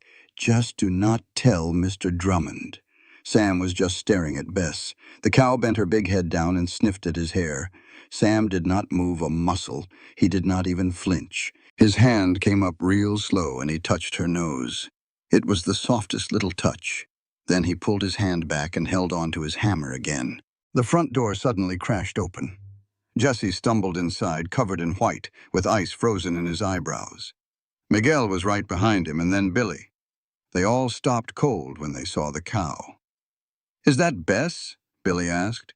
"No, it is just some other cow that happened to wander into my kitchen in the middle of a blizzard." Hattie pushed herself off the wall. "Of course, it is Bess." The small barn was about to fall apart. Jesse looked at her, the snow melting and running down his face. "You went out in this storm. Sam needs his milk. The cow makes the milk. The cow was in trouble. I solved the problem. You could have been killed. But I was not." Hattie went over to the stove. Coffee for everyone. "Now where in the world is Ephraim?" The look on Jesse's face changed. He glanced at Miguel. Miguel just shook his head slowly.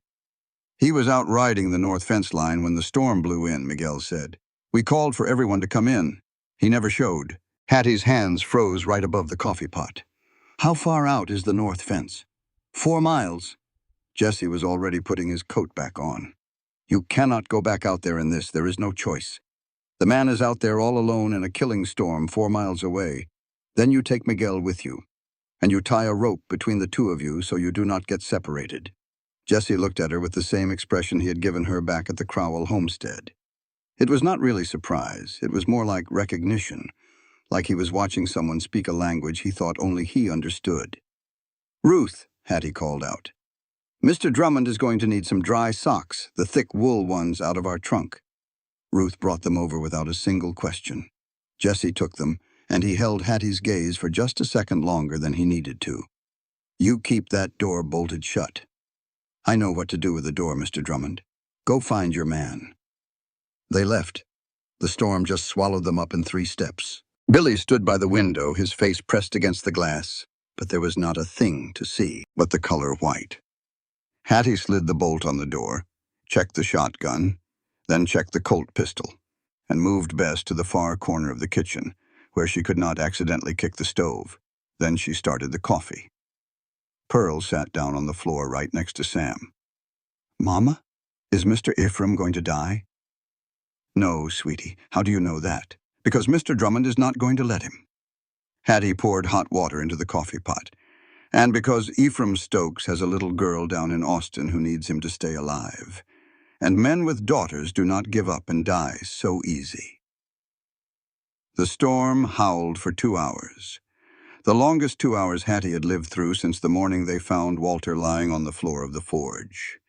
She kept the coffee hot, she kept feeding wood to the stove, she kept Pearl busy counting, and Ruth busy with chores. And she kept Sam quiet in his corner with Bess standing over him like some kind of 4-legged guardian angel.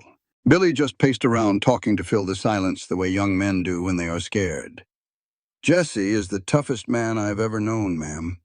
One time he rode 30 miles in a thunderstorm just to find a lost calf. And he found it, too. Carried it all the way back on his own shoulders. Hattie poured Billy a cup of coffee. Sit down. You drink this. Pacing back and forth is not going to bring them home any faster.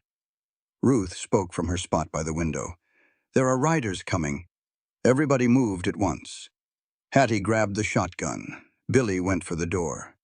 Through the cracked window you could see shapes starting to form out of the white. 2 horses, 2 riders, and one of them was slumped down over his saddle. Hattie threw the bolt back. Jesse came in first, holding Ephraim up. Miguel was on his other side. Ephraim's face was a terrible gray-blue color. His hands were just hanging there, limp. The frostbite was turning his fingers the color of old candle wax. The stove, Hattie commanded. Get him over by the stove, but not too close. You have to warm him up slowly or you will kill him. Ruth, get blankets. Billy, get some hot water, but not boiling. Just lukewarm. Pearl, honey, I need you to count for me. Count what?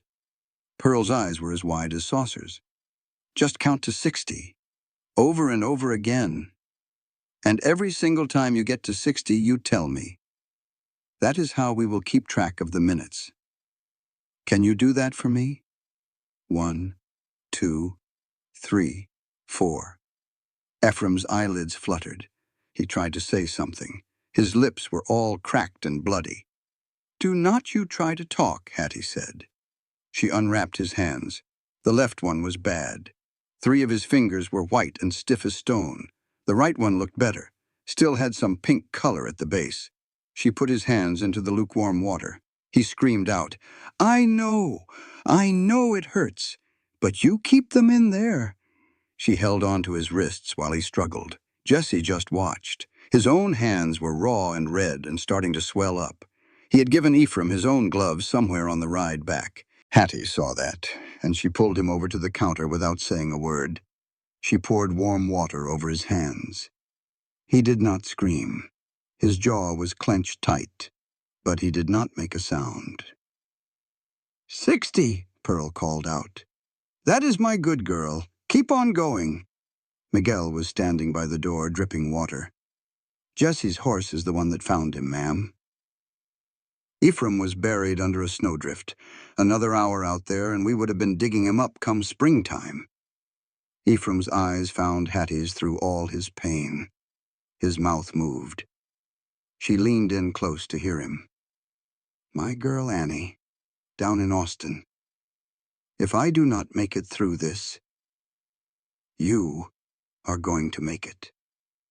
Hattie kept his hands down in the water.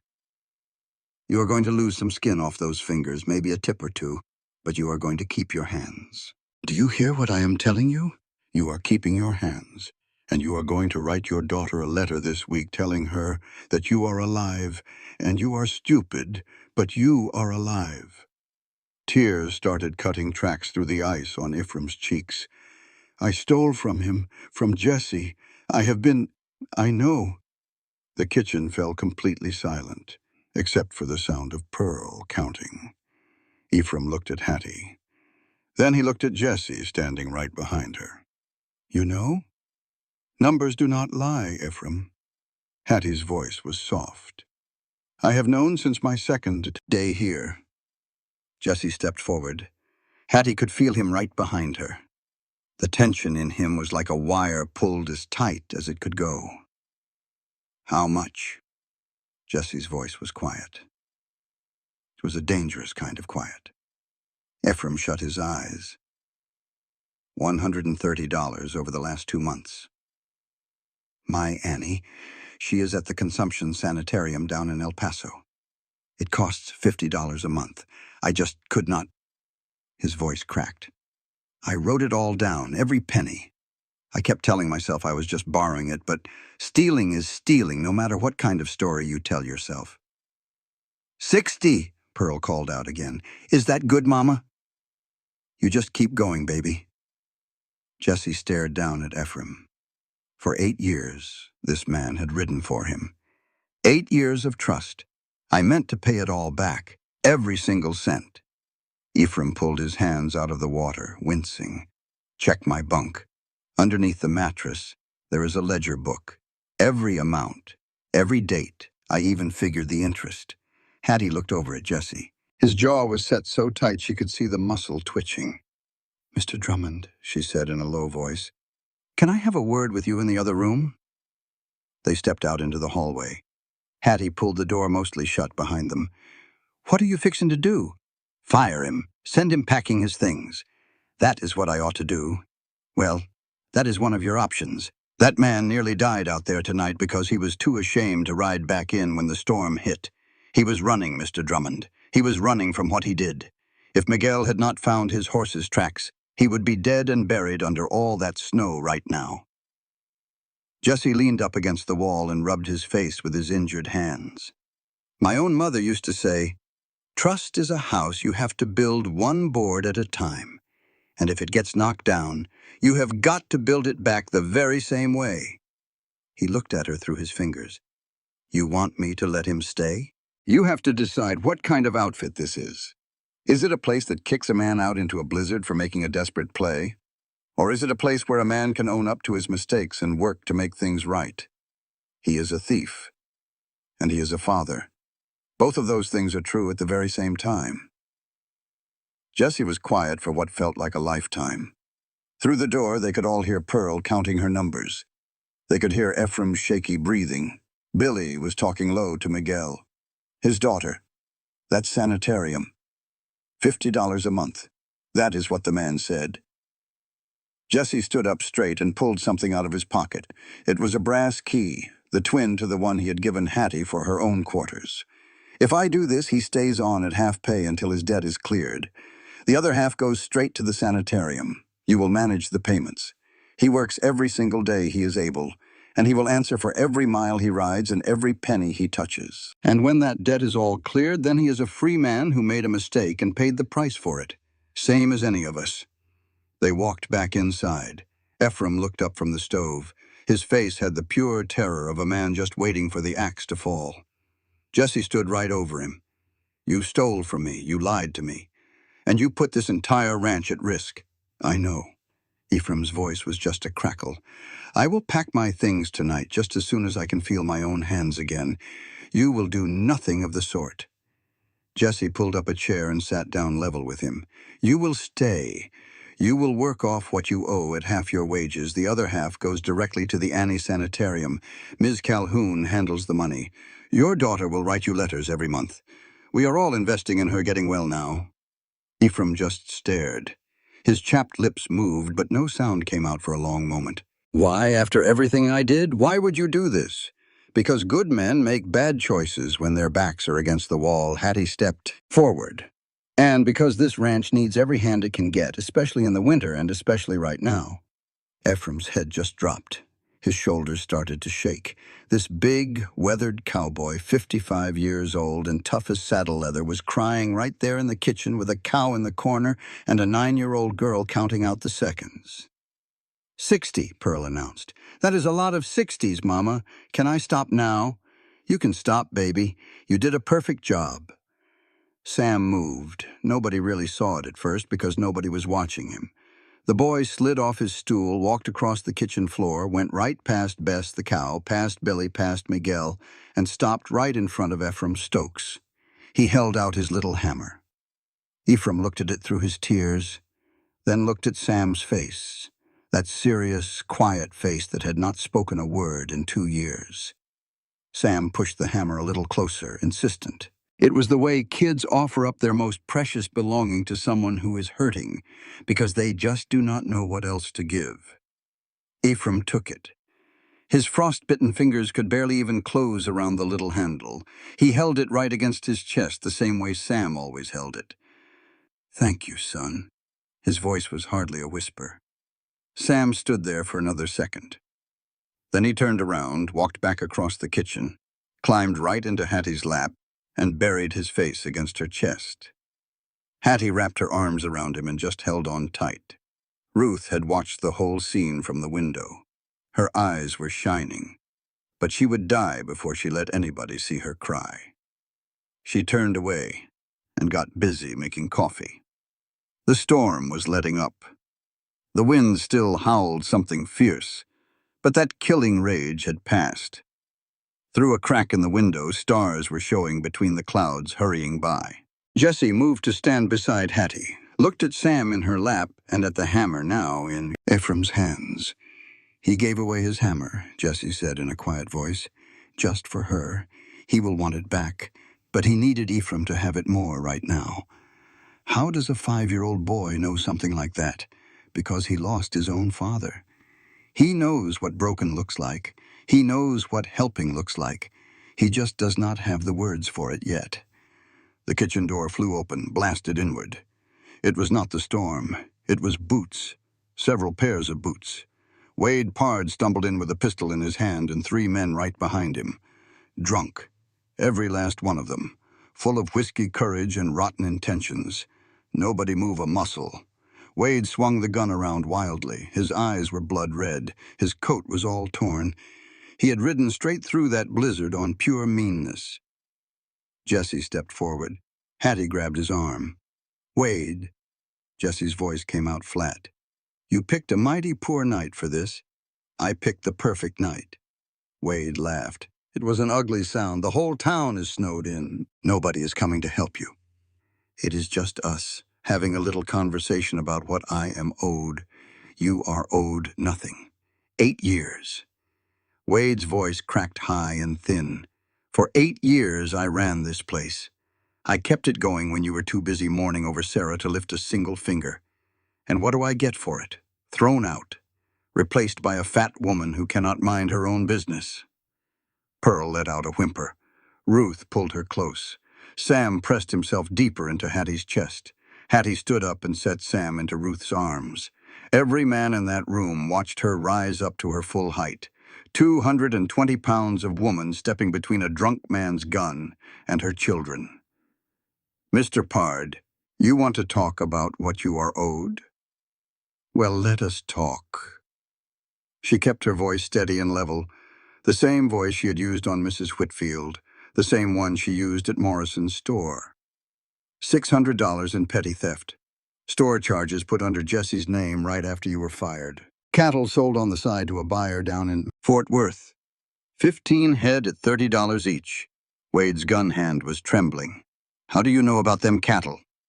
"Miguel counts everything, Mr. Pard. Dead cattle leave bones behind. Those bones get counted up and burned. There are no bones for those 15 head because they did not die. You sold them." Wade's friend shifted his feet. One of them, a skinny fellow with a nervous face, spoke up. "Wade, you said we were just coming here to talk." "Hush up, Carol." Hattie took another step closer. "Here is what is going to happen. You're going to put that gun away. You're going to ride out of here tonight.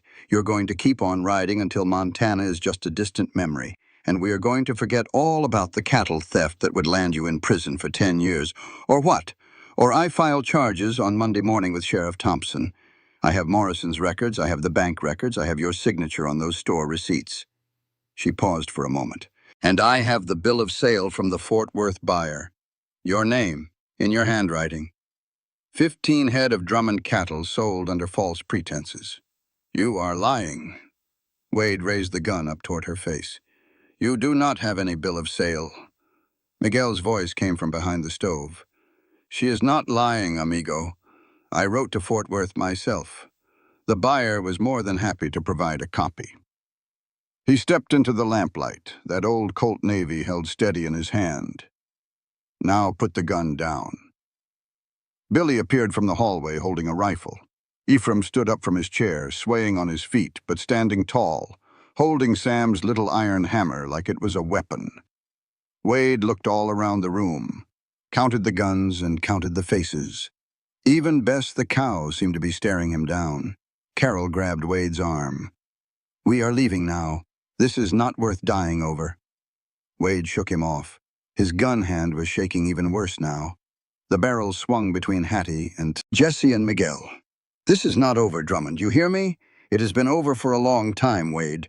Jesse's voice held no anger in it anymore, just a tired kind of certainty. "You just did not know it yet." Wade holstered his gun. He was clumsy and almost dropped it. He pointed a finger at Hattie. You did this. Everything was just fine until you showed up." Hattie looked at him. She really looked, right past the anger, past the whiskey, and past the cruelty. She saw what she had seen in Jack Randall's bones in that old ledger. A man who just wanted to belong somewhere, who had worked for 8 years, believing he was part of the family, only to be shown he was just the hired help. "Everything was not fine, Mr. Pard. You were stealing from the only man who ever gave you a chance. That is not fine. That is just sad." Wade flinched like she had slapped him across the face. His mouth opened and then closed. Something human flickered in his bloodshot eyes. Then it was drowned by whiskey and pride. "Go to hell," he said, "all of you." He pushed his way out the door. His men hurried after him. The sound of hoofbeats, sloppy and fast, faded away into the dying storm. The whole kitchen held its breath. Then Pearl spoke up. "Mama, I forgot to count during the scary part. Should I start all over?" Hattie sat down hard in the nearest chair. Her legs had just stopped working. The shaking she had been holding back came on all at once, just rolling through her body. Ruth brought her a cup of coffee without being asked, black and strong and steadying. Jesse bolted the door, checked every window, then came back and stood where she could see him. That bill of sale from Fort Worth, was it real? Every last word. Hattie's voice trembled a little, but it held. "Miguel really did write to the buyer. The man sent a reply last week. I have it right here in the ledger. You have had this for a whole week. I was just waiting on the right time." Hattie wrapped both her hands around the coffee cup. Her split palms ached beneath the fresh bandages. Tonight was the right time. Miguel put his Colt back in its holster. "He will figure out by sunup that you were not just bluffing. By then, he will either be running for the border or he will come back here even madder." Billy still had his rifle in his hands, his young face looking pale. "He is not coming back." Hattie took a sip of her coffee. "Men like Wade need to believe they are the victims. I gave him a villain he could blame for everything. Me. The big woman who came and ruined it all. He will ride off telling himself that story over and over until he believes it is true. It is a whole lot easier than admitting he ruined himself." Jesse sat down on the other side of the table. In the lamplight, with the storm finally dying down outside and a cow standing in her kitchen, her children were finally safe. He looked at her the same way he had looked at that crossbeam on her first day, like she was something to be understood, not something that needed fixing. "You took a heck of a chance stepping out in front of that gun. He was not going to shoot me. You do not know that for sure. I know about drunk men, Mr. Drummond. I was married to a good one for 9 years. Drunk men who have an audience, they want to be seen, not to kill nobody. Wade needed people to witness how wronged he was. You cannot have any witnesses if you shoot them all." Jesse just shook his head slowly. You figured all that out with a gun pointed square in your face. I figured it out while I was making biscuits 3 days ago. Tonight, I just stood where I knew I needed to be. Sam had already fallen fast asleep in Ruth's arms. Pearl had curled up on the floor right next to Bess, using the cow's warm side for a pillow. Ruth sat there stiff as a board, holding on to her brother and watching the door like it might bust open again. "Ruth," Hattie said in a soft voice, "it is all over now. You can get some rest." Ruth's back stayed straight as a rod for another second. Then she finally relaxed. She leaned her head back against the wall, still holding Sam, and closed her eyes. Hattie looked over at Ephraim, who was still on his feet, still clutching Sam's little hammer. The frostbite on his fingers was starting to puff up. He was going to need some proper doctoring. "Ephraim, sit yourself down before you fall down and give me back my son's hammer." Ephraim finally sat. He held out the hammer, but then paused. "That boy of yours, he is something else. All of my children are special, Mr. Stokes. Now, let me have a look at those fingers." She doctored his hands by the light of the lamp while the storm took its last breaths outside. Jessie kept feeding wood into the stove. Miguel went to check on the animals. Billy dozed off in a chair, his rifle still laid across his lap. Bess the cow just chewed her cud and watched them all with the calm wisdom of an animal who found herself in a kitchen during a blizzard and just decided to make the best of it. Hattie finished wrapping up Ephraim's hands. The left one was going to leave a scar. He might lose the tip of his littlest finger, but he would get to keep his hands. He would be able to write that letter to Annie. Through the window, the first stars started to peek through the clouds. The storm was done. The damage would be clear as day in the morning. But the house had stood firm. The people inside had stood firm. Hattie leaned her head against the tall back of the chair. Her eyes found Jessie from across the room. He was watching her. Not her body, not her size. Just her. She held his gaze for 3 heartbeats. Then she closed her own eyes and let the quiet settle over her. The morning light showed all the damage, plain and simple. Hattie stood on the porch with a coffee cup in her bandaged hands and took stock of what the blizzard had taken from them. 3 sections of fence were down. The small barn had caved in, exactly like she had worried it would. Shingles were ripped clean off the bunkhouse roof. The chicken coop was leaning hard to the left. Diablo the rooster was standing right on top of it, looking like some general surveying a battlefield. Pearl came and stood right beside her, already counting. 7 fence posts were busted. My goodness. 8, 9. That one is just leaning over. Does a leaning one count? I reckon it counts. Everything counts. Jessie came around the side of the house. He had been up before the sun came up, checking on the cattle with Miguel. You could read the whole story on his face before he even opened his mouth. We lost a few head. Frost took them up in the north pasture. The rest of them made it into the shelter. It could have been worse. It could have been a whole lot worse. He stood there on the porch next to her, not quite touching. He was close enough that she could feel the warmth from his body pushing back the cold. "We need to have a talk, Hattie." That was the first time he had ever called her by her given name without a Mrs. in front of it. She took note of that. He saw that she did. "After we eat breakfast, the men have to be fed first." She ended up cooking for 11 people that morning. There were the Cowboys, herself, Ruth, and Pearl. Sam sat on his little stool eating biscuits and just watching Bess through the window. They had moved the cow into the main barn as soon as it was light out. Pearl had made a point to walk her there herself, singing to her the entire way. Ephraim sat at the table with his hands all wrapped up thick. He was not able to hold a fork. Billy cut up his meat for him and did not have to be asked. There was no fuss made about it. It was just one fella helping out another. Ephraim's eyes got a little misty, but he blinked it away and kept on eating. Miguel gave his report in between bites of food. "The south fence is what we have to fix first, senor. If we lose that one, the cattle will scatter all the way to Mexico. Take Billy and 2 of the others with you." Hattie went around the table pouring more coffee. "Ephraim, you're on light duty until those hands of yours heal up. He can take inventory with me." Jessie looked at her from across the table. There was something in his eyes she just could not figure out. "After breakfast, come to my study, both of us. The men all filed out of the room. Ruth started clearing the table without anyone telling her to. Pearl took Sam outside to go count the chickens. Miguel gathered up the cowboys and headed them toward the south fence. Hattie dried off her hands and checked her face in the reflection of the window pane. It was the same big woman, the same tired-looking eyes, the same cracked hands. She walked down to Jesse's study. He was standing there behind his big desk with a mess of papers spread all over it. It was not the ranch ledger, but something else entirely. They looked like legal papers, all thick and formal, with some kind of seal on them she did not recognize. "Please sit down, Hattie." She took a seat. He stayed standing. "After that storm last night, and after what you did with Wade, after all of it, he trailed off. He started all over again. The way men do when the words they are saying matter more than they are used to.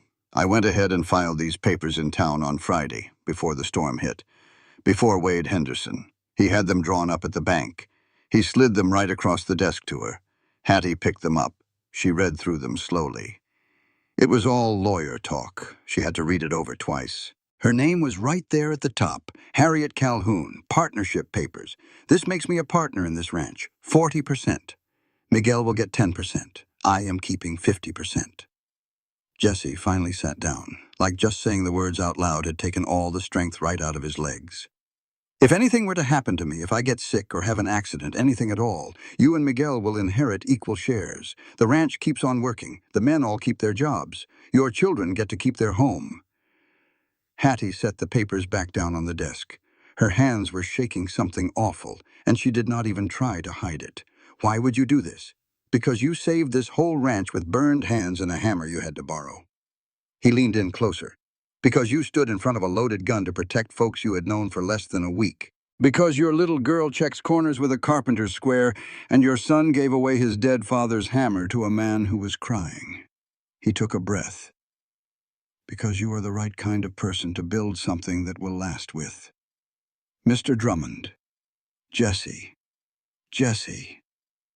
She picked those papers up one more time. She read them through again. 40%. From a woman left behind to a landowner. From being told she was too fat for a man to order through the mail to being a part owner of a real working ranch. I just do not know what I am supposed to say. Just say yes. There is more to this than just business. The room got real quiet. From outside you could hear Pearl's voice floating in on the wind. 14 chickens. Diablo, you hold still now. You make 15. Jesse got up, walked over to the window, then walked back and sat down again.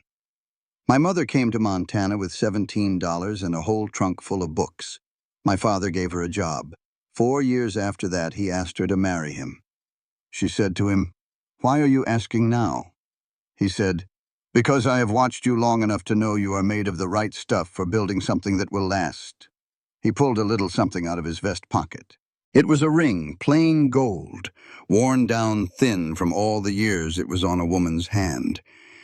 This was my mother's wedding band. He set it right there on the desk between the two of them. I have been carrying this around for 3 months. Since before you ever got here, since before I even knew a person like you was out there, just waiting for the right person to give it to." Hattie just stared at the ring, then looked up at him, then back down at the ring. "You have only known me for 9 days. I have known you since the moment you drove a nail into a frozen piece of wood with a cracked hammer while your little boy held onto your skirt." Jesse's voice got real low.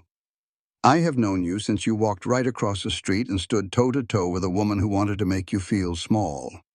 Since you walked your way through a blizzard just for a milk cow. Since you stepped right in front of a loaded gun and talked a drunk man into running off instead of shooting. That is not knowing someone. That is just watching someone. That is exactly what knowing is. It is watching what a person does when everything around them is falling to pieces." He leaned forward again.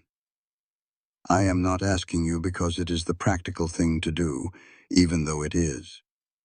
I am not asking because this ranch needs a woman's touch, even though it does. I am asking you because I cannot imagine building another single day of this life without you standing right in the middle of it telling me what I am doing wrong, Hattie let out a laugh. The sound of it even surprised her.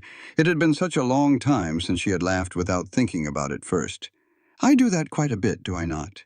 You do it just perfectly. She picked up the ring.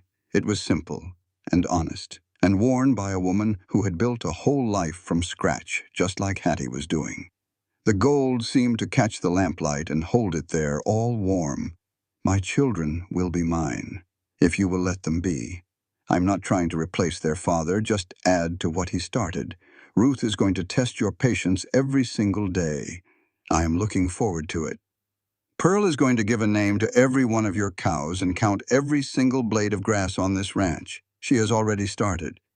And Sam. Hattie's voice got real soft. Sam has not said a word in 2 years. He might not ever speak again. That is a heavy burden that not every man wants to carry. Jesse reached his hand across the desk and took hers, his calloused fingers against her bandaged palm. He did not squeeze her hand, he just held it. That boy walked across an entire kitchen to give his hammer to a man who was crying. He does not need words, Hattie. He speaks louder than anybody I have ever met in my life. Hattie's eyes started to burn. She just let the tears fall. This time they were not tears of weakness, but of relief. 2 years of carrying the weight of everything by herself. 2 years of being both a mother and a father, the one who provides and the one who protects. 2 years of being told she was too much of a woman, only to find out she was never enough. She slipped the ring right onto her finger. It fit like it had been waiting for her all along. Well then, Mr. Drummond, it looks to me like you have got yourself a partner. Jesse's mouth finally did the thing it had been trying to do since the very first day she had met him. It broke into a full and real smile. A smile that changed his entire face from looking like a weathered old fence post to something warm and truly alive. I want to get this done today, he said, before Henderson files those papers on Monday, before the whole town gets wind of it, before Marcus Holloway and his lawsuit. His what? Jesse pulled another envelope out. This showed up on Friday, too. I did not want to show it to you in the middle of the storm. Marcus Holloway and Amy Holloway versus Harriet Calhoun. Breach of contract. Seeking damages for expenses they incurred bringing you to Montana. Hattie read the letter. Then she read it again. Then she started laughing so hard. Bess the cow must have heard her all the way from the barn. He is suing me. The man who wrote "too fat" on a slip of paper is suing me for a breach of contract. For what kind of damages? Stagecoach ticket, $40. Room and board that was promised, $20. Emotional distress, $100. Emotional distress. Hattie had to wipe the tears from her eyes. He distressed me for 1,500 miles and with just 7 little words. And he is the one claiming emotional distress. The judge wants to see all of us on Monday morning at 9 o'clock. Jesse took the letter back from her. But if we are married by then, he will be suing a married woman. He cannot move forward without her husband's consent. And I do not consent to a damn thing that Leland Fitch has to say. You have really thought about this. I have thought about nothing else for the past 3 days. Hattie stood up, walked to the door, then walked right back, touching the ring on her finger. Go get the preacher. Jessie was already out the door before she could even finish her sentence. Hattie went to find Ruth in the kitchen. The girl was scrubbing pots with her back turned to the door. Hattie just stood there for a moment, watching her daughter work. 14 years old, and already tougher than any child ought to be, already stronger than most women Hattie had ever known. Ruth. The girl turned around, saw her mother's face, and then she saw the ring. Oh, Mama, come here. Ruth hurried across the kitchen. Hattie took her daughter's hands in her own, those rough little carpenter's hands that could drive a nail straight and true on the very first try. I need to know that you are all right with this. Ruth's eyes moved from the ring to her mother's face. That familiar tightening in her jaw gave away her struggle to hold back tears. Her mother asked gently, "Do you love him?" Ruth replied, "I'm getting there." It is the kind of thing that grows steady and true, like all the best things in life. And does he love you? He loves what I can build. He admires my grit. He respects that I do not back down when things get tough. The rest of it, that will come in time. Your papa would have wanted you to be happy. Papa would have wanted us to be safe. We can build our own happiness after that. Ruth clasped her hands together firmly. Then you go on and do it. Build it. Just then, Pearl flew into the room. "Mama, there is a preacher coming up the road. Jess is waving his hat like a madman. Miguel is all teary-eyed, and Billy is rummaging for a clean shirt. What in the world is going on?" "We are getting married, sweetie." Pearl stood stock still for a solid 2 seconds, the longest she had ever been quiet in her life. "Today?" "Today. Can I be the girl with the flowers?" "There are not any fresh ones on account of the blizzard, but I did find some dried ones over in Sarah's room. I counted them, and there are 14. "Yes, Pearl, you can be the flower girl." Pearl disappeared in a flash, her voice trailing down the hall. 14 flowers. Maybe 15 if I can pull this big one apart. Jav went to her room and put on the blue dress, her best one, all mended and clean. She took the pins from her hair, gave it a good brushing, then pinned it right back up. She faced the mirror, seeing a sturdy woman in a blue dress, a gold band on her finger and scars crisscrossing both of her palms. She was not a classic beauty, certainly not what some man might have ordered from a catalog, but she was standing tall, right in a place she had earned with her own grit and by her own choice. She opened her travel bag and pulled out the old photograph, the one pressed flat inside her mother's ledger. It was her, 5 years younger, next to Walter in his fine suit. The very picture she had mailed to Leland Fitch, the one he had looked at and scrawled back, "Too fat." She held the photograph for a long second before placing it on the dresser. She left it face up with no intention of hiding it ever again. Her boy, Sam, was sitting on the bed just watching her. He had his little hammer back in his hands. Ephraim had brought it back that morning, all cleaned up and still warm from the forge. She said softly, "Sweetheart, your mom is going to marry Mr. Jesse today. He might come live here, or we might go live with him. No matter what, we are putting down roots." Sam just looked at her with those wise old eyes of his, the kind that took everything in but never let a word out. "You do not have to speak, my sweet boy. You do not have to change a thing. Just stay right here with me. That is all your mama will ever need." Sam slid off the bed and walked right over to Hattie. He took her hand, the one now wearing the ring. With his small finger, he gently touched the gold band, tracing its circle. Then he looked straight up at her. "Mama." Hattie felt her heart stop dead in her chest. It was just one word, made of 2 simple sounds. But it was the first thing her son had said in 2 long years. "Mama."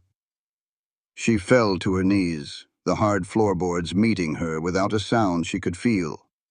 She gathered Sam into her arms, hugging him so close that his little hammer was pressed between them, a familiar comfort.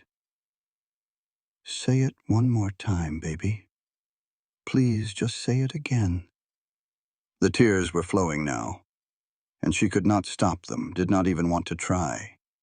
2 years of absolute silence had just been shattered by that one single word in a little room in Montana.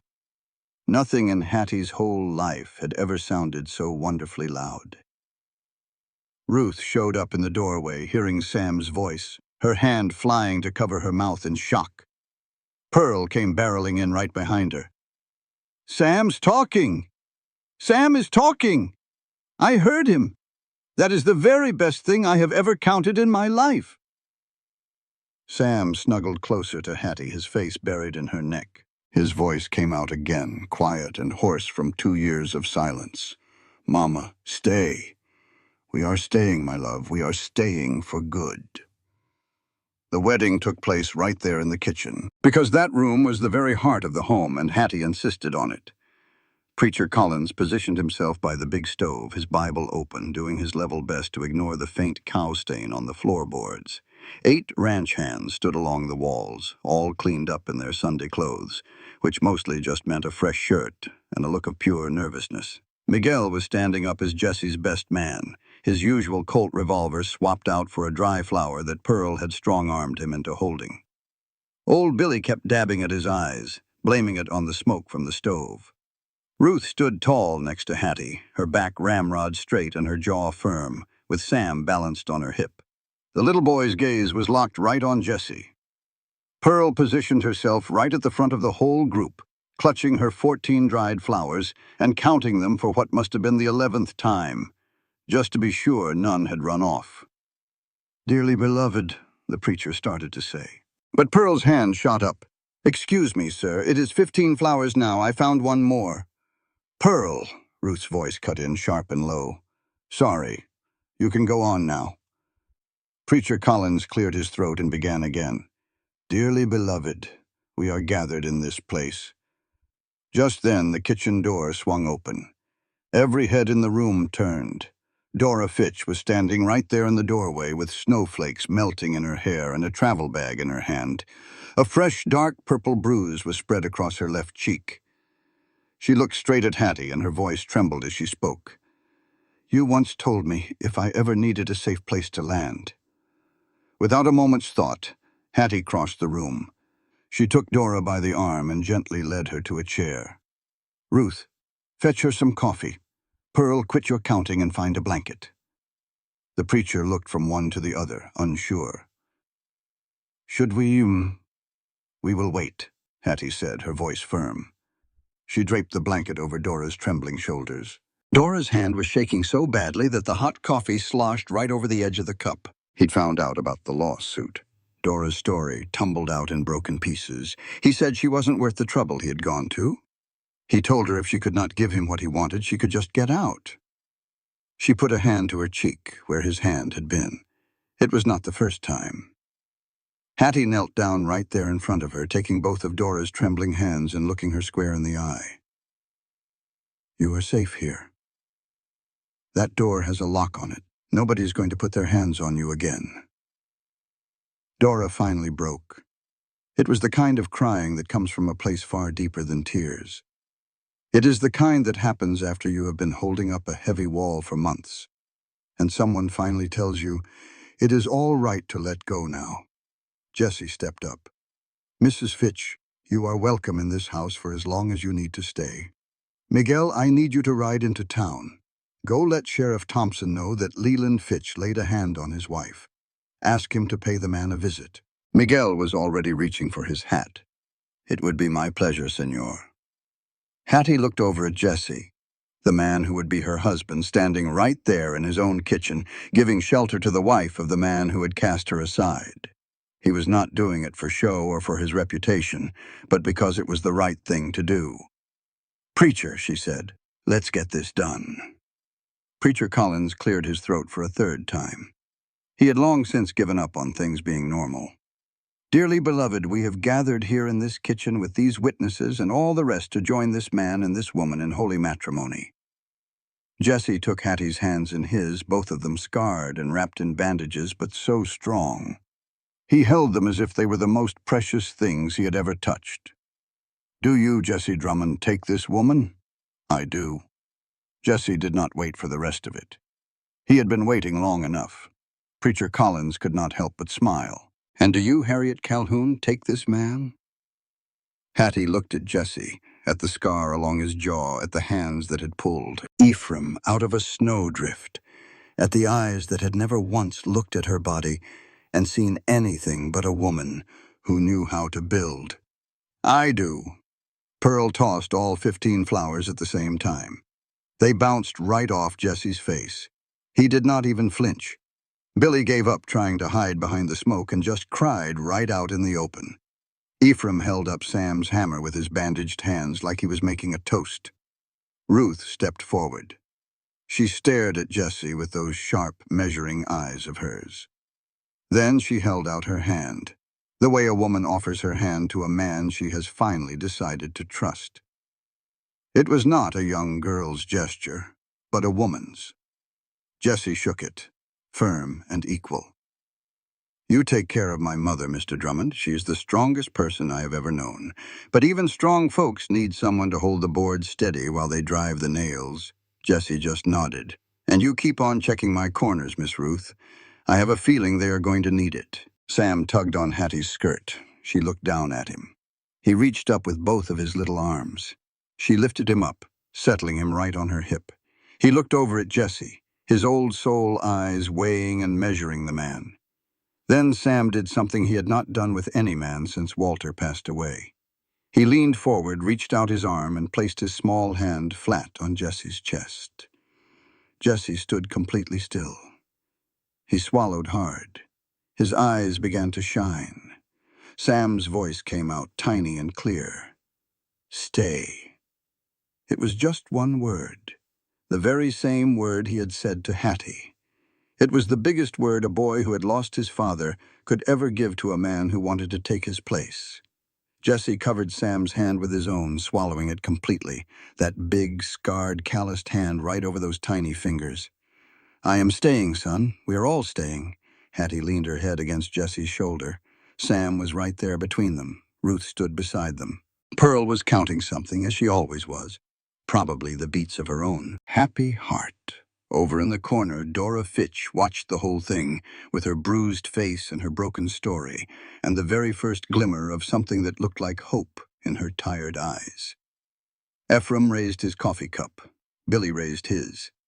Miguel already had his hat off. The cowboys stood there in that kitchen, these rough men with their weathered hands, and they all raised whatever they were holding, cups, hats, Sam's little hammer, to the woman who had shown up with absolutely nothing, and had managed to build everything. Monday morning, Hattie walked right into Judge Morton's courtroom wearing her blue dress, with Jessie at her side and a wedding certificate that was dated the day before. Leland Fitch was sitting across the aisle looking like a man who had just swallowed a whole wasp nest. His lawyer was shuffling through a stack of papers. The judge read the lawsuit, then he read the marriage certificate, and then he looked straight at Leland. Mr. Fitch, you are suing a married woman for breaking a mail order contract that you yourself already broke with a 7-word letter. Am I understanding that correctly? Leland's lawyer whispered something to him. Leland's face turned beet red. Case dismissed, the judge announced. And Mr. Fitch, the next time you order something, have the decency to be there when it arrives. Hattie did not even glance at Leland as she walked out. She did not need to. The man who decided she was too fat for his promises was already shrinking behind her, getting smaller and smaller with every step she took forward. On the courthouse steps, Jessie offered her his arm. She took it. Home. They drove back through the snow right past the Craig homestead where Hattie had built her very first shelter. It was still standing, crooked and rough, and held together by nothing more than blood and pure stubbornness. She would build a proper place there come spring. A way station for women like Dora, women who needed strong walls and a locked door, and a chance to build again. Pearl leaned forward from the bed of the wagon. Mama, how many days have we been in Montana? 9 days, sweetheart. Pearl was quiet for a second, doing the math in her head. That is not a lot of days to build a whole new life. No, Hattie said with one hand on her new ring and the other on the future. But it is enough. It is always enough when you begin with the right materials. Sam sat in Ruth's lap, clutching his hammer, just watching the big Montana sky. And somewhere between the falling snow and the quiet, in a voice still hoarse from 2 years of not being used, he started to hum, tuneless and perfect. It was the same hymn Walter used to hum in his forge. Ruth heard him first. Her arms tightened around her little brother. Pearl stopped her counting. Jessie's hand found Hattie's there on the wagon seat. They rode the rest of the way home together. A family built from broken boards and bleeding hands and the stubborn refusal to stay down when the world tried to push them to their knees. Some things are built to last, not because they are perfect, but because someone made the choice to keep on building when any sensible person would have already quit. Harriet Calhoun chose to keep on building, and that, in the end, made all the difference.